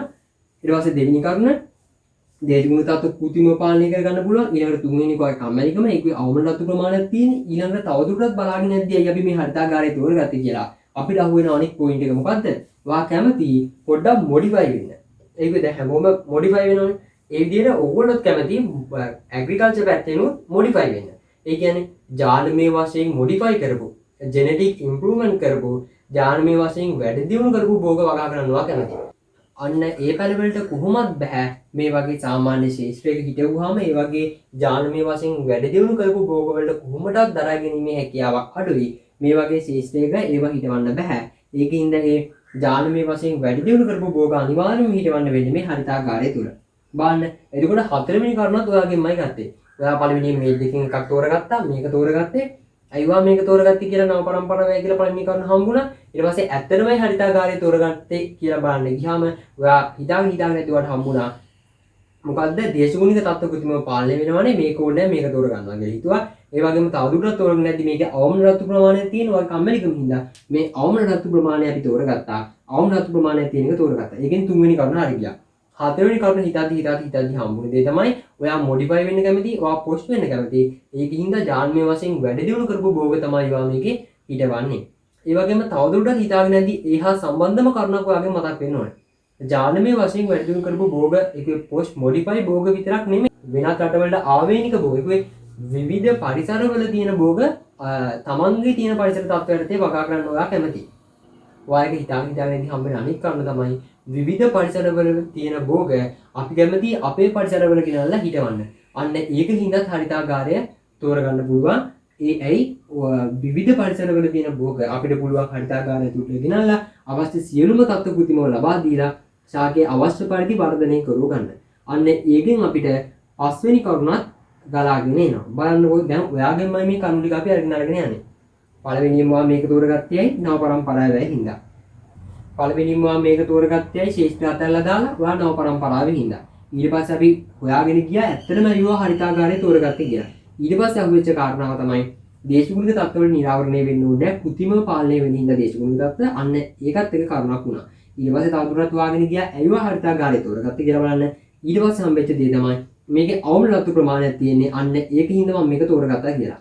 ඊට පස්සේ තවදුරටත් හොයාගෙන යද්දි හම්බෙච්ච කරුණ තමයි ඔයා කැමති මොඩිෆයි කරපු ජානමය වශයෙන් වැඩි දියුණු කරපු භෝග වගා කරන්න. ඒකෙන් හතරවෙනි කරුණ හම්බුණා. ඒ වගේම ඔයා කැමති වෙනත් දේශගුණික පරිසරවල තියෙන භෝග අපේ දේශගුණික පරිසරයට ගාලා වගා කරන්න. අන්න ඒකත් එක කරුණක් වුණා. ඒකට කරුණු පහක්ම ඔන්න ඔයාගෙන් අරගෙන තියෙනවා. දැන් බලන්න නව පරම්පරාවේ හින්දා කැමති. ඒ වගේම ඔයා තවදුරටත් ඇත්තටම මේකට කැමති කියලා බලන්න ඔයාගෙන හම්බෙච්ච දේ තමයි දේශගුණික තත්ත්වයන් කෘත්‍රිමව පාලනය කරන්න පුළුවන්. ඒ වගේම අවම රතු ප්‍රමාණයනේ තියෙන්නේ. ඒ වගේම මම කැමති දේශගුණික මේ ජානමය වශයෙන් වැඩි දියුණු කරපු භෝග වගා කරන්න. ඒ වගේම ඔයා කැමති විවිධ දේශගුණික පරිසරවල තියෙන භෝග වගා කරන්න. අන්න ඔය කරුණු හින්දා තමයි මේ හරිතාගාරයව තෝරගත්තේ. අන්න ඒ ටික දැන් හරිතාගාර භාවිතයේ වාසි බවට පත් වුණා. මේ සමස්ත අපි මේ කතා කරපු මුල් පහ තුලින්ම එක දෙයක් අපිට අනික් කාරණා විදිහට ගන්න පුළුවන්. මොකක්ද දන්නවද? බලන්නකො. අපි මේ කතා කරපු මුල් කාරණා පහ. නව පරම්පරාවක පැත්තට දාන්නකො. වෙන එක අතල්ලා දාන්නකො. දේශගුණික වශයෙන් දේශගුණික තත්ත්ව කෘත්‍රිමව පාලනය කළා. ඒ වගේම ජානමය වැඩි දියුණු කරපු භෝග. ඒ වගේ විවිධ පරිසරවල භෝග. හරිද? ඒ කරුණු ටිකෙන් ඒකේ බලන්න දේශගුණික තත්ත්වයන් කෘත්‍රිමව පාලනය කරලා. ඒ වගේම ජානමය වශයෙන් වැඩි දියුණු කරපු භෝග. ඔන්න ඔය වගේ කරුණු වලින්ම අපිට ඊළඟ කරුණු හදා ගන්න පුළුවන්. කොහොමද දන්නවද? බලන්නකො. අපි දේශගුණික තත්ත්වයන් සියල්ලම කෘත්‍රිමව පාලනය කරනවා. හිතන්න භෝගයක් තියෙනවා. ඒ භෝගයට අවශ්‍ය දේශගුණික තත්ත්වයන් සියල්ලම අපි කෘත්‍රිමව පාලනය කරනවා. ඒකෙන් මොකද්ද වෙන්නේ භෝගයට? භෝගේ අස්වැන්න වැඩි වෙනවා. ඒකේ ශේෂ්ඨ ඵලයකින් වැඩි අස්වැන්නක් හම්බ වෙනවා. ඒ හම්බෙන අස්වැන්න ගුණාත්මක භාවයෙන් යුක්තයි. ඔය වගේ කරුණු ටිකක් එනවනේ. බලන්න මේකට අවශ්‍ය දේශගුණික තත්ත්ව සියල්ලම කෘත්‍රිමව පාලනය වෙනවා කියන්නේ ඒ භෝගෙන් වැඩි අස්වැන්නක් හම්බ වෙනවා. ඒ වගේම අස්වැන්න ගුණාත්මක භාවයෙන් යුක්තයි. අන්න ඒ දෙකත් හරිතාගාර තුල භෝග වගාවේ වාසි. දැන් අපි අර පළවෙනියෙන් කතා කරපු පහ තියෙනවා. ඒ පහ ඇතුළෙන්ම අපිට අනිත් කරුණ ගන්න පුළුවන්. මොකක්ද යන්නේ කරුණ? අර දේශගුණික තත්ත්ව නම්මනම් සියල්ලම කෘත්‍රිමව ලබා දීම තුලින් අපිට වැඩි අස්වැන්නක් හම්බ වෙනවා. ඒ වැඩි අස්වැන්න කියන එක මෙහෙම කියන්නේ හරිතාගාරය තුල ඒකීය ශේෂ්ඨ ඵලයෙන් වැඩි අස්වැන්නක් හම්බ වෙනවා කියන එක. ඔන්න ඒක අනිත් වාසිය වුණා. ඒ වගේම ඒ ඒකීය ශේෂ්ඨ ඵලයෙන් වැඩි අස්වැන්න හම්බ වෙන ඒ අස්වැන්න මොන වගේද? ගුණාත්මක භාවයෙන් යුක්තයි. ඒ කිව්වේ කුමි හානි, පලිබෝධ හානි නැති මේ රසායනික ද්‍රව්‍ය, ඒ වගේම පලිබෝධනාශක භාවිතය ඉතාමත් අඩු, ඉතාමත් ගුණාත්මක භාවයෙන් යුතු අස්වැන්නක් තමයි හම්බෙන්නේ. ඒක හත්වෙනි කරුණ විදිහට ගන්න පුළුවන්. හරිද? බාන්නේ කරුණු හත ආපු වැඩි. ඔයා නව පරම්පරාවේ ඒකින්ද ඔයා මේක ගත්තා. මේක ගත්තේ ඇයි කියලා බලන්න ගියා. දේශගුණික තත්ත්වයන් කෘත්‍රිමව පාලනය කරන්න පුළුවන්. ඒක ලේසියෙන් හින්දා ගත්තා. ඒ වගේම ඔයා කැමති අවම රතු ප්‍රමාණයක් තියෙන මේකේ. ඒකින්ද ඔයා මේකට කැමති වුණා. ඒ වගේම තවත් කැමති ඔයාගේ නැදිවට හම්බුණා. ඔයා කැමති ජාන්ම වශයෙන් වැඩි දියුණු කරු භෝග වගා කරන්න. ඒකින්ද මේක තෝරගත්තා. ඒ වගේම විවිධ පරිසරවල තියෙන භෝග වගා ගන්න කැමති. ඒකින්දත් මේක තෝරගත්තා. ඒතර කරුණු 5යි. ඊළඟ කරුණු දෙක ගත්තේ ඒ කතා කරපු කරුණු පහෙම ගැබ් වෙච්ච දේවල් වලින්. මොනවද? දේශගුණික තත්ත්වයන් කෘත්‍රිමව ලබා දීම තුලින් අපිට පුළුවන් ඒකීය ශ්‍රේෂ්ඨ ඵලයෙන් වැඩි අස්වැන්නක් ලබා ගන්න. ඒක 6 වෙනි කරුණ. ඒ වැඩි අස්වැන්න නිකන් වැඩි අස්වැන්නක් නෙමෙයි. ඒ අස්වැන්න ගුණාත්මක භාවයෙන් යුතු ක්වොලිටි ප්‍රොඩක්ට් එකක් වෙනවා. ඒකින්ද ඒ අස්වැන්න ක්වොලිටි ඒක අනික් කරුණ. මේ 7 වෙනි කරුණ සම්පූර්ණ වුණා. ඊට පස්සේ අනික් කරුණ ටික මෙහෙමයි. හරිද? අනික් කරුණ තුන තමයි අපිට මේක තුල වසරක් තුල වැඩි වාර ගන්නක් වගා ගන්න පුළුවන්. ඒ කිව්වේ මේක අදාළ සියලුම තත්ත්වයන් කෘත්‍රිමව පාලනය වෙනවා. නෝට් එක කියන ගමන් ඒ ටික විස්තර කරන්න. සියලුම තත්ත්වයන් කෘත්‍රිමව පාලනය කරලා අපිට පුළුවන් අර කන්න බාධාවක් කරගන්න නැතුව හරිතාගාරය තුල අකණ්ඩව වගා කරන්න. වැඩි වාර ගන්නක් වගා කරන්න පුළුවන්. අන්න ඒක 8 වෙනි කරුණ විදිහට ගන්නවා. ඊට අමතරව අන්තිම කරුණ විදිහට ගන්නේ බලන්නකෝ. ඔයාට මේ හරිතාගාරය දැන් ඔයා මේක තෝරගෙන අන්තිමට හරිතාගාරය අපිට පුළුවන්නේ අපිට පුළුවන්නේ අපේ හරිතාගාරය හදන්න කලින් අපේ වෙළඳපොළ ආසන්නයේම හරිතාගාරය හදාගන්න. එතකොට හරිතාගාරයෙන් අස්වැන්න අරගෙන අපිට වෙළඳපොළේ විකුණන්න පුළුවන්. වෙළඳපොළේ හරිතාගාරය ළඟ තියෙන. එතකොට සිද්ධ වෙන හානිය අපතේ යාම පසුපස වුණු හානිය හොඳටම අඩුයි. අපිට පුළුවන් අපේ වෙළඳපොළ ආසන්නයේම හරිතාගාරය ස්ථාපිත කරගන්න. ඒකත් එක වාසියක්. ඔන්න ඔය කරුණු 9 පැහැදිලිවම ඔළුවේ මතක තියාගන්න. දැන් මතක තියාගන්න දෙයක් නැහැ. ඔයා කතාවක් වගේ පැහැදිලිව අහගෙන හිටියනම් අනිවාර්යෙන්ම ඔයාලා දැම්ම මේ කරුණු 9 මතකයි. පළවෙනියම ඔයායනවා ඔන්න තව එකපාරක් කියනවා අහගන්න. පළවෙනියම ඔයායනවා මේ දෙකෙන් තෝරගන්නේ මොකද්ද කියලා වගේ අහනවා. ඔයා තෝරගන්නේ හරිතාගාරය. අන්න ඒකම පළවෙනි කරුණ උනා. නව පරම්පරාවයි කැමති. ඊළඟට ඔයා හරිතාගාරය තෝරගත්තේ ඇයි කියලා ඔයාගේ හිතෙන් අහන්න පටන් ගත්තා. ඊට පස්සේ හම්බුණා දේශගුණික තත්ත්වවල නිරාවරණය වෙන්න ඕනේ නැහැ නේ. දේශගුණික තත්ත්ව කෘත්‍රිමව පාලනය කරගෙන මේක කරන්න පුළුවන් කියලා දෙවෙනි කාරණාව මතක් වුණා. තවදුරටත් ඇයි මේක කැමති? තවදුරටත් ඇයි ඔයා මේකට කැමති කියලා හොයද්දී තමයි අපිට හම්බුනේ මොකද්ද? අනික් කරුණ. ඔයා කැමති අවම රතු ප්‍රමාණයක් තියෙන එකක් බාර ගන්න. මේකේ අවම රතු ප්‍රමාණයක් තියෙන්නේ සියලුම දේවල් කෘත්‍රිමව පාලනය වෙන හින්දා. ඊට අමතරව තවදුරටත් ඔයා හිතාගෙන ගියා ඇත්තටම මම හරිතාකාරයට කැමති කියලා. එතකොට හම්බුණා ඔයා හරිතාකාරයට කැමති මේකේ ජානමය වශයෙන් වැඩි දියුණු කරු භෝග වගා ගන්න පුළුවන්. ඒක ඔයාලට පොස්ට් වෙන්න පුළුවන්. මොඩිෆයි භෝග වගා කරලා අන්න ඒක මේක කරුණක් වුණා. එතකොට 4යි. ඊට අමතරව තවත් බලාගෙන ඉඳුවා හරිතාකාරයට කැමතියි කියලා ඊළඟ කරුණ තමයි ඔයාලට පුළුවන් විවිධ දේශගුණික පරිසරවලට ආවේනික භෝග තමන්ගේ පරිසරයේ තත්ත්වයට වගා කරගන්න. ඒකත් එක කරුණු 5යි. ඊළඟ කරුණු දෙක ගත්තේ ඔය කරුණු 5ෙම සංක්ෂිප්තයක් විදිහට. ඔය කරුණු 5ම ඔය කරුණු 5 තුලින් අපි ඊළඟ කරුණු දෙක ගත්තා. ඒ මොකද්ද? දැන් හිතන්නකෝ දේශගුණික තත්ත්ව නමනම් කෘත්‍රිමව ලබා දීම තුලින් මොකද වෙන්නේ? ඒකීය ශේෂ්ඨඵලයකින් අවසානයේ වැඩි අසන්නක් හම්බ වෙනවා. හරිද? ඒක 6 වෙනි කරුණ.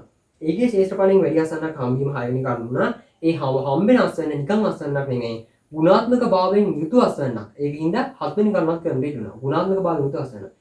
ඒ වගේම අස්වැන්න ගැන කියන්නේ හම්බෙච්ච අනික් කරුණ තමයි අපිට වැඩි වාර ගණනක් මේක තුල අකණ්ඩ වගා කිරීමේ හැකියාවක් තියෙන. ඒක 8 අවසාන වශයෙන් කිව්වේ අපරාධ බොරුවට වෙළඳපොළයි ශේෂ්ඨයි ඈත තියාගෙන පසුවස්තුන් හානි අදාළ ප්‍රවාහන ගාස්තු ඔය වගේ අනම්මනම් වලට බොරුවට වියදම් කරන්න ඕනේ නැහැ. හරිතාගාරයේ වෙළඳපොළ ළඟම පිටවා ගන්න පුළුවන්. කියන අදාළ වෙළඳාම් කටයුතු කරන්න පුළුවන්. ඒක 9 වෙනි කරුණ. ඔන්න කරුණු 9 හරිතාගාර තුල භෝග වගා වේ. හරිද? ඔන්න දැන් කතාවක් විදියට ඔයාලට මේක මතකයි. හරි. එහෙනම් අපි නෝට් එක ලියාගෙන යන්න. හරිද? ඒත් එකම කියන්න ඕනේ. දැන් මේ අපි නෝට් එක ලියද්දි මේ පිළිවෙලටම ලියන්නේ නැහැ. හරිද? මේ පිළිවෙලටම ලියන්නේ නැහැ. මේ ඒකීය ශේෂ්ඨඵලයෙන් වැඩි අසන්නක් කියන කරුණ ඔයා මේ විදිහට මතක් කරගෙන යන්න මේ කතාව. දැන් ඔයාලට කතාවක් විදියට මේ පිළිවෙලට මතකයි. හැබැයි රචනා ප්‍රශ්නකෙදීම ලියද්දි මේ ඒකීය ශේෂ්ඨඵලයේ වැඩි අසන්නක් කියන එක වගේ වුණා පළවෙනියෙන් කියන්න අමතක කරන්න එපා. ඒවනේ වැදගත්ම කරුණු මේ කතාවක් විදිහට මතක තියාගත්තට මේක වැදගත්ම කරුණක්. දැන් හරිතාගාරය තුල භෝග වගාවේ වාසි මොනවද වාසියක් ලියන්න කියලා આવත් ස්ට්‍රක්චර්ඩ් එකේ වා පළවෙනි නව පරම්පරාවේ නෙමෙයි ලියන්න ඕනේ. ඒකේ ශේෂ්ඨඵලයේ වැඩි අසන්නක් හම් වෙනවා වගේ කරුණු. හරිද? ඒකින්ද ඒක පළවෙනි ලියන්න ඕනේ. හරිද? හරි අපි නෝට් එක ලියාගද්දි ඒක පිළිවෙලට ගන්න ලියමු. ඔන්න දැන් නෝට් එක ලියන්න යන්නේ. එහෙනම් අපි පළවෙනි එක ලියාගෙන යමු. පළවෙනි එක ලියාගන්න. කරුණු පළවෙනි එක භෝගවල වර්ධනයට අවශ්‍ය ප්‍රශස්ත පාරිසරික සාධක සැපයීමට හැකි බැවින් භෝගවල වර්ධනයට අවශ්‍ය ප්‍රශස්ත පාරිසරික සාධක සැපයීමට හැකි බැවින් ඒකීය ශේෂ්ඨඵලයකින් වැඩි අස්වැන්නක් ලබා ගැනීමට හැකි වේ. අපි ඒක කතා කරා. ඒකේ ශීඝ්‍රඵලයේ වැඩි ආසන්නක් ලබා ගැනීමට හැකි වේ. දෙවෙනි එක ලියා ගන්න. නව පරම්පරාවේ වගාකරුවන් මෙම ක්‍රමවේදයට පහසුවෙන් හුරු වීම. නව පරම්පරාවේ වගාකරුවන් මෙම ක්‍රමවේදයට පහසුවෙන් හුරු වීම. දෙවෙනි එක. තුන්වෙනි එක ලියා ගන්න. වගාවට අවශ්‍ය ප්‍රශස්ත දේශගුණික තත්ත්ව. වගාවට අවශ්‍ය ප්‍රශස්ත දේශගුණික තත්ත්ව. හරිතාගාරය තුල කෘතිමව ලබා දීමෙන්. හරිතාගාරය තුල කෘතිමව ලබා දීමෙන් අනපේක්ෂිත කාලගුණික තත්ත්වයන් නිසා වන හානිය අඩුවීම. වගාවට අවශ්‍ය ප්‍රශස්ත දේශගුණික තත්ත්ව හරිතාගාරය තුල කෘතිමව ලබා දීමෙන් අනපේක්ෂිත කාලගුණික තත්ත්වයන් නිසා වන හානිය අඩුවීම. ඔන්න තුන්වෙනි කරුණ හරි. හතරවෙනි කරුණ ලියා ගන්න. හතර දාලා හතරවෙනි කරුණ මෙම ක්‍රමයේදී අවශ්‍ය වන්නේ අවම නඩත්තු ප්‍රමාණයකි.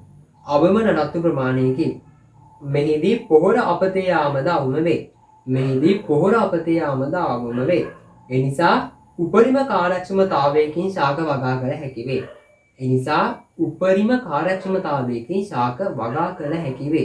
හරිද? ඔන්න හතරවෙනි කරුණ. ඊට පස්සේ පස්වෙනි කරුණ ලියා ගන්න. විවිධ පරිසර තත්ත්ව යටතේ වැඩෙන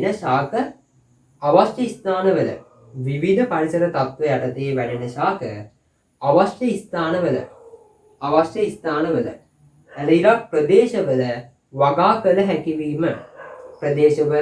වගා කළ හැකිවීම. විවිධ පරිසර තත්ත්ව යටතේ වැඩෙන ශාක අවශ්‍ය ස්ථානවල ප්‍රදේශවල වගා කළ හැකිවීම. ඒ පස්වෙනි කරුණ. හයවෙනි කරුණ ලියා ගන්න. උපරිම අස්වනු ලබා දෙන ජානමය වශයෙන් වැඩි දියුණු කළ භෝග වර්ග වගා කළ හැකිවීම. උපරිම අස්වනු ලබා දෙන ජානමය වශයෙන් වැඩි දියුණු කරපු භෝග වර්ග වගා කළ හැකිවීම. හය. හත්වෙනි කරුණ ලියා ගන්න. අස්වැන්නේ ගුණාත්මක භාවයේ ඉහළ බැවින් එයට ඉහළ මිලක් ලබා ගැනීමට හැකිවීම.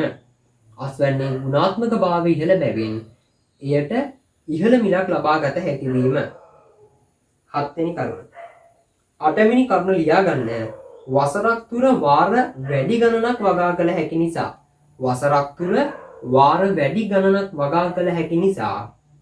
විවෘත කෘෂි භූමියකින් වසරකට ලැබෙන අස්වැන්න මෙන්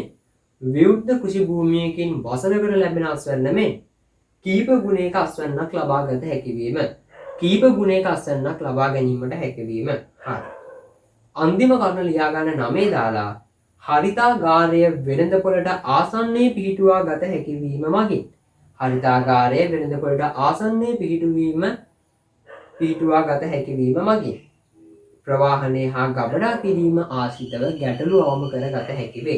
ප්‍රවාහනය හා ගබඩා කිරීම ආශ්‍රිතව ගැටලු අවම කරගත හැකි වේ. හරිද? ඔන්න බලන්න හරිතාගාරය තුල භෝග වගාවේ වාසය ටික. දැන් ඔයාගේ ඔළුවේ තියෙනවා පැහැදිලිවම අපි කතා කරපු කතාවත් එක්කම හරිතාගාරය තුල භෝග වගාවේ වාසි. වඩ පැහැදිලි. හරි. ඔන්න එහෙනම් අපි මුලින්නම් එකපාරක් මේ හරිතාගාරය තුල භෝග වගාවේ වාසි දැනෙනකන් තිබ්බ කරුණු ටික මතක් කරගෙන යන්න. ඔන්න අවධානයෙන් අවබෝධයෙන් ඔයා මතක් කරන්න. ඔයා මේ ඉගෙන ගත්තේවා මුලින් අගට ඔන්න මතක් කරන්න යන්නේ. මාතෘකා ටික රූප සටහන් එක මනස යනගෙන මතක් කරගන්න යන්නේ. හරි. ඔන්න දැන් මතක් කරන්න. හරි. පාඩමේ මාතෘකාව මොකද්ද? පාඩමේ මාතෘකාව පාලි තත්ත්වයටදී භෝග වගාව. අපි පාලි තත්ත්වයටදී භෝග වගාව කියන්නේ මොකද්ද කියලා කතා කරා. ඒක අර ආදාර රූප සටහන ඇඳලා පාංශු වායව සාධක පාලනය කරමින් සිදු කරන භෝග වගාව කියලා පැහැදිලිවම නිර්වචනය කතා කරා. ඊට පස්සේ අපි කතා කරේ පාලි තත්ත්වයටදී භෝග වගා කිරීමේ අරමුණු අවශ්‍යතා ටික. ඊට පස්සේ අපි කතා කරේ පාලි තත්ත්වයටදී භෝග වගා කිරීමේදී පරිසර තත්ත්වයන් පාලනය කිරීමට යොදා ගන්න උපක්‍රම තුන. වසුන් නෙදීම, පලාවරණය කිරීම, ශාක ප්‍රචාරක ව්‍යුහ. වසුන් නෙදීම ගැන කතා කරලා, පලාවරණය කිරීම ගැන කතා කරලා, ශාක ප්‍රචාරක ව්‍යුහයක් කියන්නේ මොකද්ද කියන නිර්වචනය කතා කරා. ඊට පස්සේ තමයි ශාක ප්‍රචාරක ව්‍යුහ වල කොටස් තුන ගැන කතා කරේ. తాවකාලික ප්‍රචාරක ව්‍යුහ ගැන පළවෙනියෙන් කතා කරන්න ගියා. අපි తాවකාලික ප්‍රචාරක ව්‍යුහයක් කියන්නේ මොකක්ද කියලා කතා කරා. ඊට පස්සේ මොකද කරේ? తాවකාලික ප්‍රචාරක ව්‍යුහ එකින් එක ඒ තිබ්බ කොටස් ටික කතා කරගෙන ගියා. ඒ කොටස් ටික ඩක් ගන්න මතක් කරගෙන යන්න. තනියෙන් පැලයක් ආවරණය කරන්න තනි පැල ආවරණ, ඊට පස්සේ පේලියක් ආවරණය කරන්න පේලිය ආවරණ, ඊට පස්සේ පාත්ති ආවරණය කරන්න පාත්ති ආවරණ භාවිතා කරා. එතකොට පාත්ති ආවරණ තමයි ටොපියක් වගේ කිව්වේ. ඊට පස්සේ මොකද්ද කරේ? සරල ප්‍රචාරක නැත්නම් සූර ප්‍රචාරක ව්‍යුහ ගැන කතා කරා. ඒක යටතේ ඒකේ සූර ප්‍රචාරක ව්‍යුහ ගැන කතා කරා. ඒක යටතේම නවීන සූර ප්‍රචාරක ව්‍යුහ ගැන කතා කරා. ඊට පස්සේ ජල සංරක්ෂක ප්‍රචාරක ව්‍යුහ ගැන කතා කරන්න ගියා. ඊට පස්සේ අපි කතා කරේ එකටම යන දෙක උණුසුම් පාති සහ ශීතරාම. එතනින් පස්සේ අපි తాවකාලික ප්‍රචාරක ව්‍යුහ ඉවර කරලා මොකද්ද ගියේ? අර්ධ ස්ථිර ප්‍රචාරක ව්‍යුහ ගැන කතා කරන්න.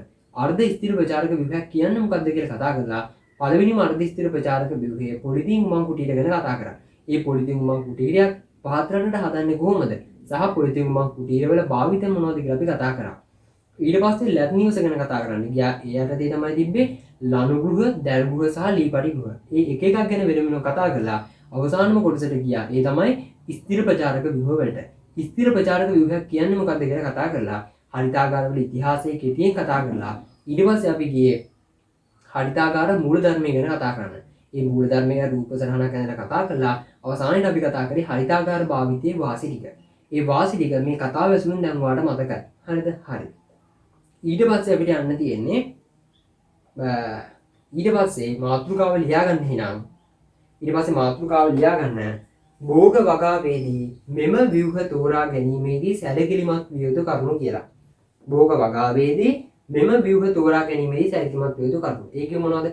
සමස්තයක් විදියට දැන් කතා කරපු සේරම ව්‍යුහයන් තෝරාගන්න ඉතින් මේ භෝග වගා කරද්දී අපි මේවා තෝරගද්දී සැලකිලිමත් වෙන්න ඕන කරුණු මොනවද කියලා කතා කරන්න යන්නේ. හරි ලියන්නකෝ. පළවෙනි කරුණ වගා කරනු ලබන භෝගයට ගැලපීම. වගා කරනු ලබන භෝගයට ගැලපීම. දෙවෙනි කරුණ වගා කරනු ලබන පරිසර ප්‍රදේශයට ගැලපීම. දෙවෙනි කරුණ වගා කරනු ලබන පරිසර ප්‍රදේශයට ගැලපීම. තුන්වෙනි එක ගොවියාගේ ආර්ථික මට්ටම. හතරවෙනි එක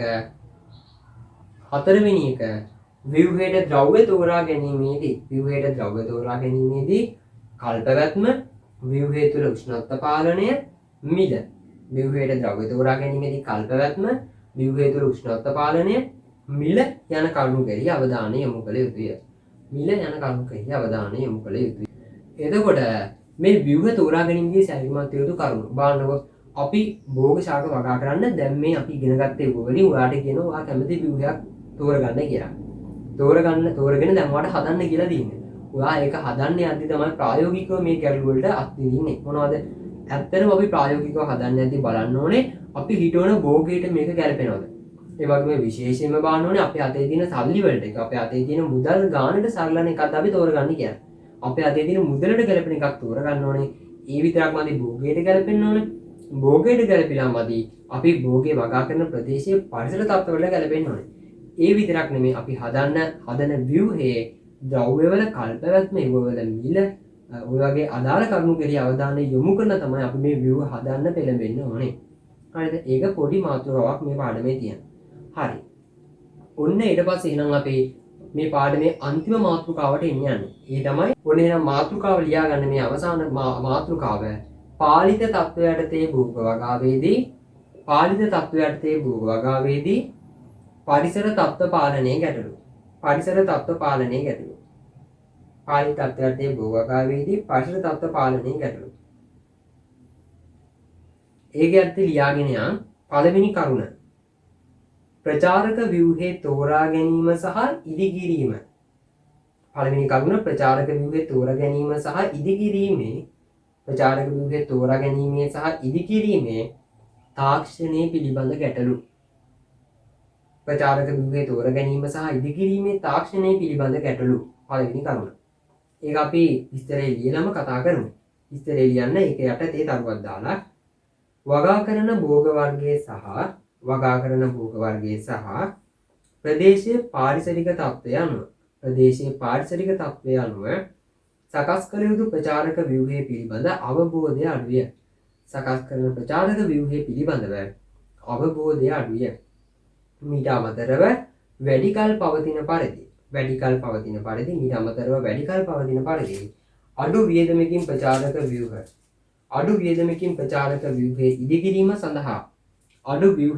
අඩු වියදමකින් ප්‍රචාරක ව්‍යුහයේ ඉදිකිරීම සඳහා පුහුණු ශ්‍රමයේ හිඟවීමද සිදුවේ. පුහුණු ශ්‍රමයේ හිඟවීමද සිදුවේ. එසේ ඉදිකිරීමට අවශ්‍ය උපකරණ අමුද්‍රව්‍ය හා අනෙකුත් උපාංග අමුද්‍රව්‍ය හා අනෙකුත් උපාංග හිඟවීම අමුද්‍රව්‍ය හා අනෙකුත් උපාංග හිඟවීම. ඒකටම ලියාගෙන බොහෝ අවස්ථාවලදී ප්‍රදේශයේ කාලගුණික හා දේශගුණික විචල්යන්ට නොගැලපෙන ව්‍යුහ ඉදිකිරීමෙන් බොහෝ අවස්ථාවලදී ප්‍රදේශයේ දේශගුණික හා කාලගුණික තත්ත්වයන්ට නොගැලපෙන ව්‍යුහ ඉදිකිරීමෙන් භෝග අස්වැන්නේ ගුණාත්මක භාවය පිරිහීම. බලන්නකො මේ ප්‍රචාරක ව්‍යුහයක් තෝරගනිද්දී අරගෙන ඉවර වෙලා මේක තෝරගැනීමේ ඉඳලා ඉදිකිරීමේ තැනට එනකම්ම තාක්ෂණික ගැටලු ගොඩක් පවතිනවා. ඒක මේකත් තෝරගැනීමේ සහ ඉදිකිරීමේ තාක්ෂණික ගැටලු තියෙනවා. හිතන්නකො අපි පහතරට ප්‍රදේශයේ පොලිතීන් උමං කුටීරයක් හදන්න කල්පනා කරනවා. අපි එහෙම කියලා හිතාගෙන අර නුවරඑළිය බදුල්ල බණ්ඩාරවල තියෙනම පොලිතීන් උමං කුටීරයක් ගාලා මෙහි හිටවනවා ඒ තාක්ෂණය යොදාගෙන. හරියන්නේ නැහැනේ. අපි දැනගන්න ඕනේ නිසි තාක්ෂණික උපක්‍රම ඒ පොලිතීන් උමං කුටීරයට යොදලා ඇතුලේ උෂ්ණත්වය අඩු කරගන්න. අන්න ඒ විදිහට තියෙන තාක්ෂණික දැනුම බොහෝමයක් අඩුයි. ඒ තාක්ෂණික දැනුම ලබා දීම ක්‍රමක්‍රමයෙන් සිදු වුණාට තවමත් ඒ තියෙන තාක්ෂණික දැනුම බොහෝමයක් අඩුයි. අන්න ඒක තමයි එක ගැටලුවක් වෙන්නේ. හරිද? තාක්ෂණය හා ඉදිකිරීමේ සම්බන්ධ ගැටලු. හරිද? හරි. දෙවෙනි එක ලියා ගන්න එහෙනම්. දෙවෙනි එක පළවෙනි එක මොකද? තාක්ෂණය හා ඉදිකිරීම සම්බන්ධ ගැටලු. ඔයා ව්‍යුහයක් හදන්න යනවා. ඔයාට ඒකට තාක්ෂණයයි ඉදිකිරීමේ හා තාක්ෂණයේ ගැටලු තියෙනවා. දෙවෙනි එක ලියා ගන්න භෝග වගා තාක්ෂණයේ නිසි ලෙස භාවිතා නොකිරීම. පළවෙනි එකේ කිව්වේ මොකද්ද? පළවෙනි එකේ කිව්වේ ප්‍රචාරක ව්‍යුහයේ තෝරා ගැනීමේදී සහ ඉදිකිරීමේදී පවතින තාක්ෂණික ගැටලු. හරිද? ඒක ප්‍රචාරක ව්‍යුහයේ තෝරා ගැනීමේ සහ ඉදිකිරීමේ තාක්ෂණය පිළිබඳ ගැටලු තියෙනවා. දෙවෙනි එක තමයි තාක්ෂණයේ තිබ්බට අර නිසි පරිදි භෝග වගා තාක්ෂණය භාවිතා කරන්නදී ප්‍රශ්නේ. දෙවෙනි එක දාලා ලියා ගන්න භෝග වගා තාක්ෂණයේ නිසි ලෙස භාවිතා නොකිරීම. භෝග වගා තාක්ෂණයේ නිසි ලෙස භාවිතා නොකිරීම. ඒකේ අර්ථය විස්තරේ ලියා ගන්න. පාලනය කරන තත්ත්වයටදී භෝග වගාව සිදු කරන විට ඒ සඳහා නියමිත ක්‍රමවේද අනුගමනය කළ යුතුය. එනම් ප්‍රමිතියෙන් ඉහළ බීජ වලින්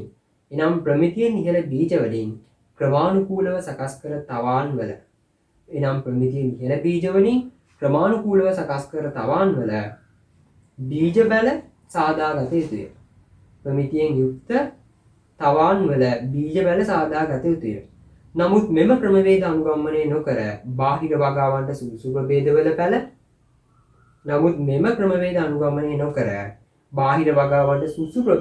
පැළ ප්‍රචාරක ව්‍යුහයෙන් තුල වගාවන්ට තෝරා ගනි. එමගින් වර්ධනයේ විෂමතාවයක් ඇතිවීම ප්‍රධාන ගැටලුවකි. පළවෙනි එක මොකද්ද? ප්‍රචාරක ව්‍යුහ තෝරා ගැනීමේ හා ඉදිකිරීමේ තාක්ෂණික ගැටලු. දෙවෙනි එක තමයි තාක්ෂණ නිසි පරිදි භාවිතා නොකිරීම. මේ කිව්වේ අදාළ ව්‍යුහය හිතන්නකො ව්‍යුහය තෝරගෙන ඉදිකිරීමේ තාක්ෂණය භාවිතා කරලා නිසි පරිදි ඔන්න ව්‍යුහය ස්ථාපිත කරා. හැබැයි ඒක ඇතුළේ නිසි තාක්ෂණය තිබුණාට වැඩක් නැහැ. තාක්ෂණය භාවිතා කරලා අපි ඒක ඇතුළේ හිටවන්න ඕන භෝග වර්ග මොනවද? අපි ඒකට තෝරගන්න ඕනේ භෝග වර්ග මොනවද? මොන ක්වොලිටියෙන්ද අපි බීජ තෝරගන්නේ? ඒ තවාන් පැල නිසි පරිදි වැඩිලා තියෙනවද? අවශ්‍ය තත්ත්ව සම්පූර්ණද කියලා බලලා තමයි අපි ඒක ව්‍යුහය තුල ස්ථාපිත කරන්න ඕනේ. අන්න ඒක අනිත් ගැටලුව. ඔන්න දෙවෙනි එක. එතකොට පළවෙනි ගැටලුව මොකද්ද? ව්‍යුහය තෝරා ගැනීමේ හා ඉදිකිරීමේ තාක්ෂණික ගැටලුව. දෙවෙනි ගැටලුව තමයි තාක්ෂණයේ නිසි පරිදි භාවිතා නොකිරීමේ ගැටලුව. හරිද? ඊට පස්සේ තුන්වෙනි කරුණ ලියා ගන්න.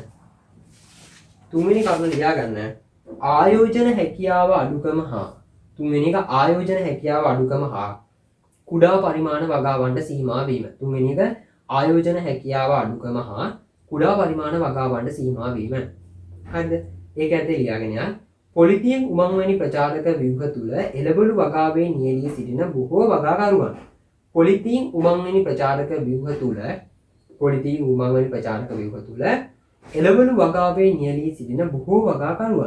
එළවලු වගාවේ නියැලී සිටින බොහෝ වගාකරුවන්. දුර්වල ආර්ථික ශක්තියකින් යුත් පුද්ගලයන් වීම නිසා. දුර්වල ආර්ථික ශක්තියකින් යුත් පුද්ගලයන් වීම නිසා ඉහළ ආයෝජනයන්ට බාධා ඇතිවේ. ඉහළ ආයෝජනයන්ට බාධා ඇතිවේ. තාක්ෂණික ගැටලු හා අලෙවිය ගැටලු නිසාද අවදානම් තත්ත්වයන් පවතී. තාක්ෂණික ගැටලු හා අලෙවිය ගැටලු නිසාද අවදානම් තත්ත්වයන් පවතී. ඒ නිසා අපනයන වෙළඳපොළ ආදී ස්ථාවර වෙළඳපොළවල් කරා ළඟාවීමේ ගැටලු ඇතිවේ. ස්ථාවර වෙළඳපොළවල් කරා ළඟාවීමේ ගැටලු ඇතිවේ. බලන්න ඇත්තටම ආයෝජනයන් අඩුයි. මේවා ඉතාමත් සුළු පරිමාණයෙන් තමයි තාමත් ලංකාවේ සිද්ධ වෙන්නේ. පොලිතින් උමං උනත් අපනයනය කරන්න තරම් මහා පරිමාණයේ වගා කරන්න වගාකරුවන්ට මුදල් වත්කමක් නැහැ. ඒවට ආයෝජනය කරන්න පුද්ගලයනුත් ඉතාමත් අඩුයි.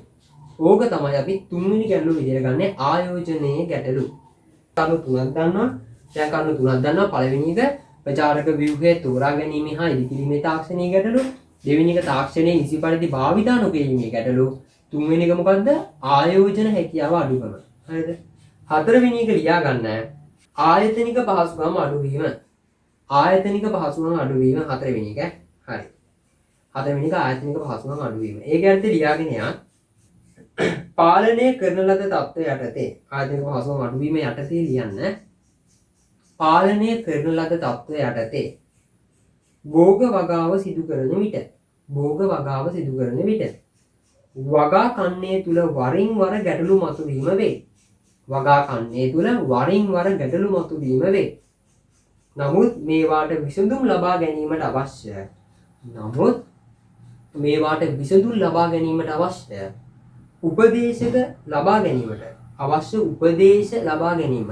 උපදේශ ලබා ගැනීමට ශක්තිමත් කෘෂි ව්‍යාප්ති සේවාවක් නොමැතිවීම ප්‍රධාන ගැටලුවකි. පස්වෙනි එක ලියා ගන්න. අපද්‍රව්‍ය බැහැර කිරීම. ඒක ඇත්තේ ලියාගෙන යන්න. ආරක්ෂිත භෝග වගාවේදී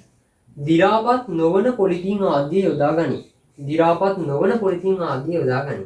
ආරක්ෂිත භෝග වගාවේදී දි รา පත් නොවන පොලිතින් ආදිය යොදා ගනි.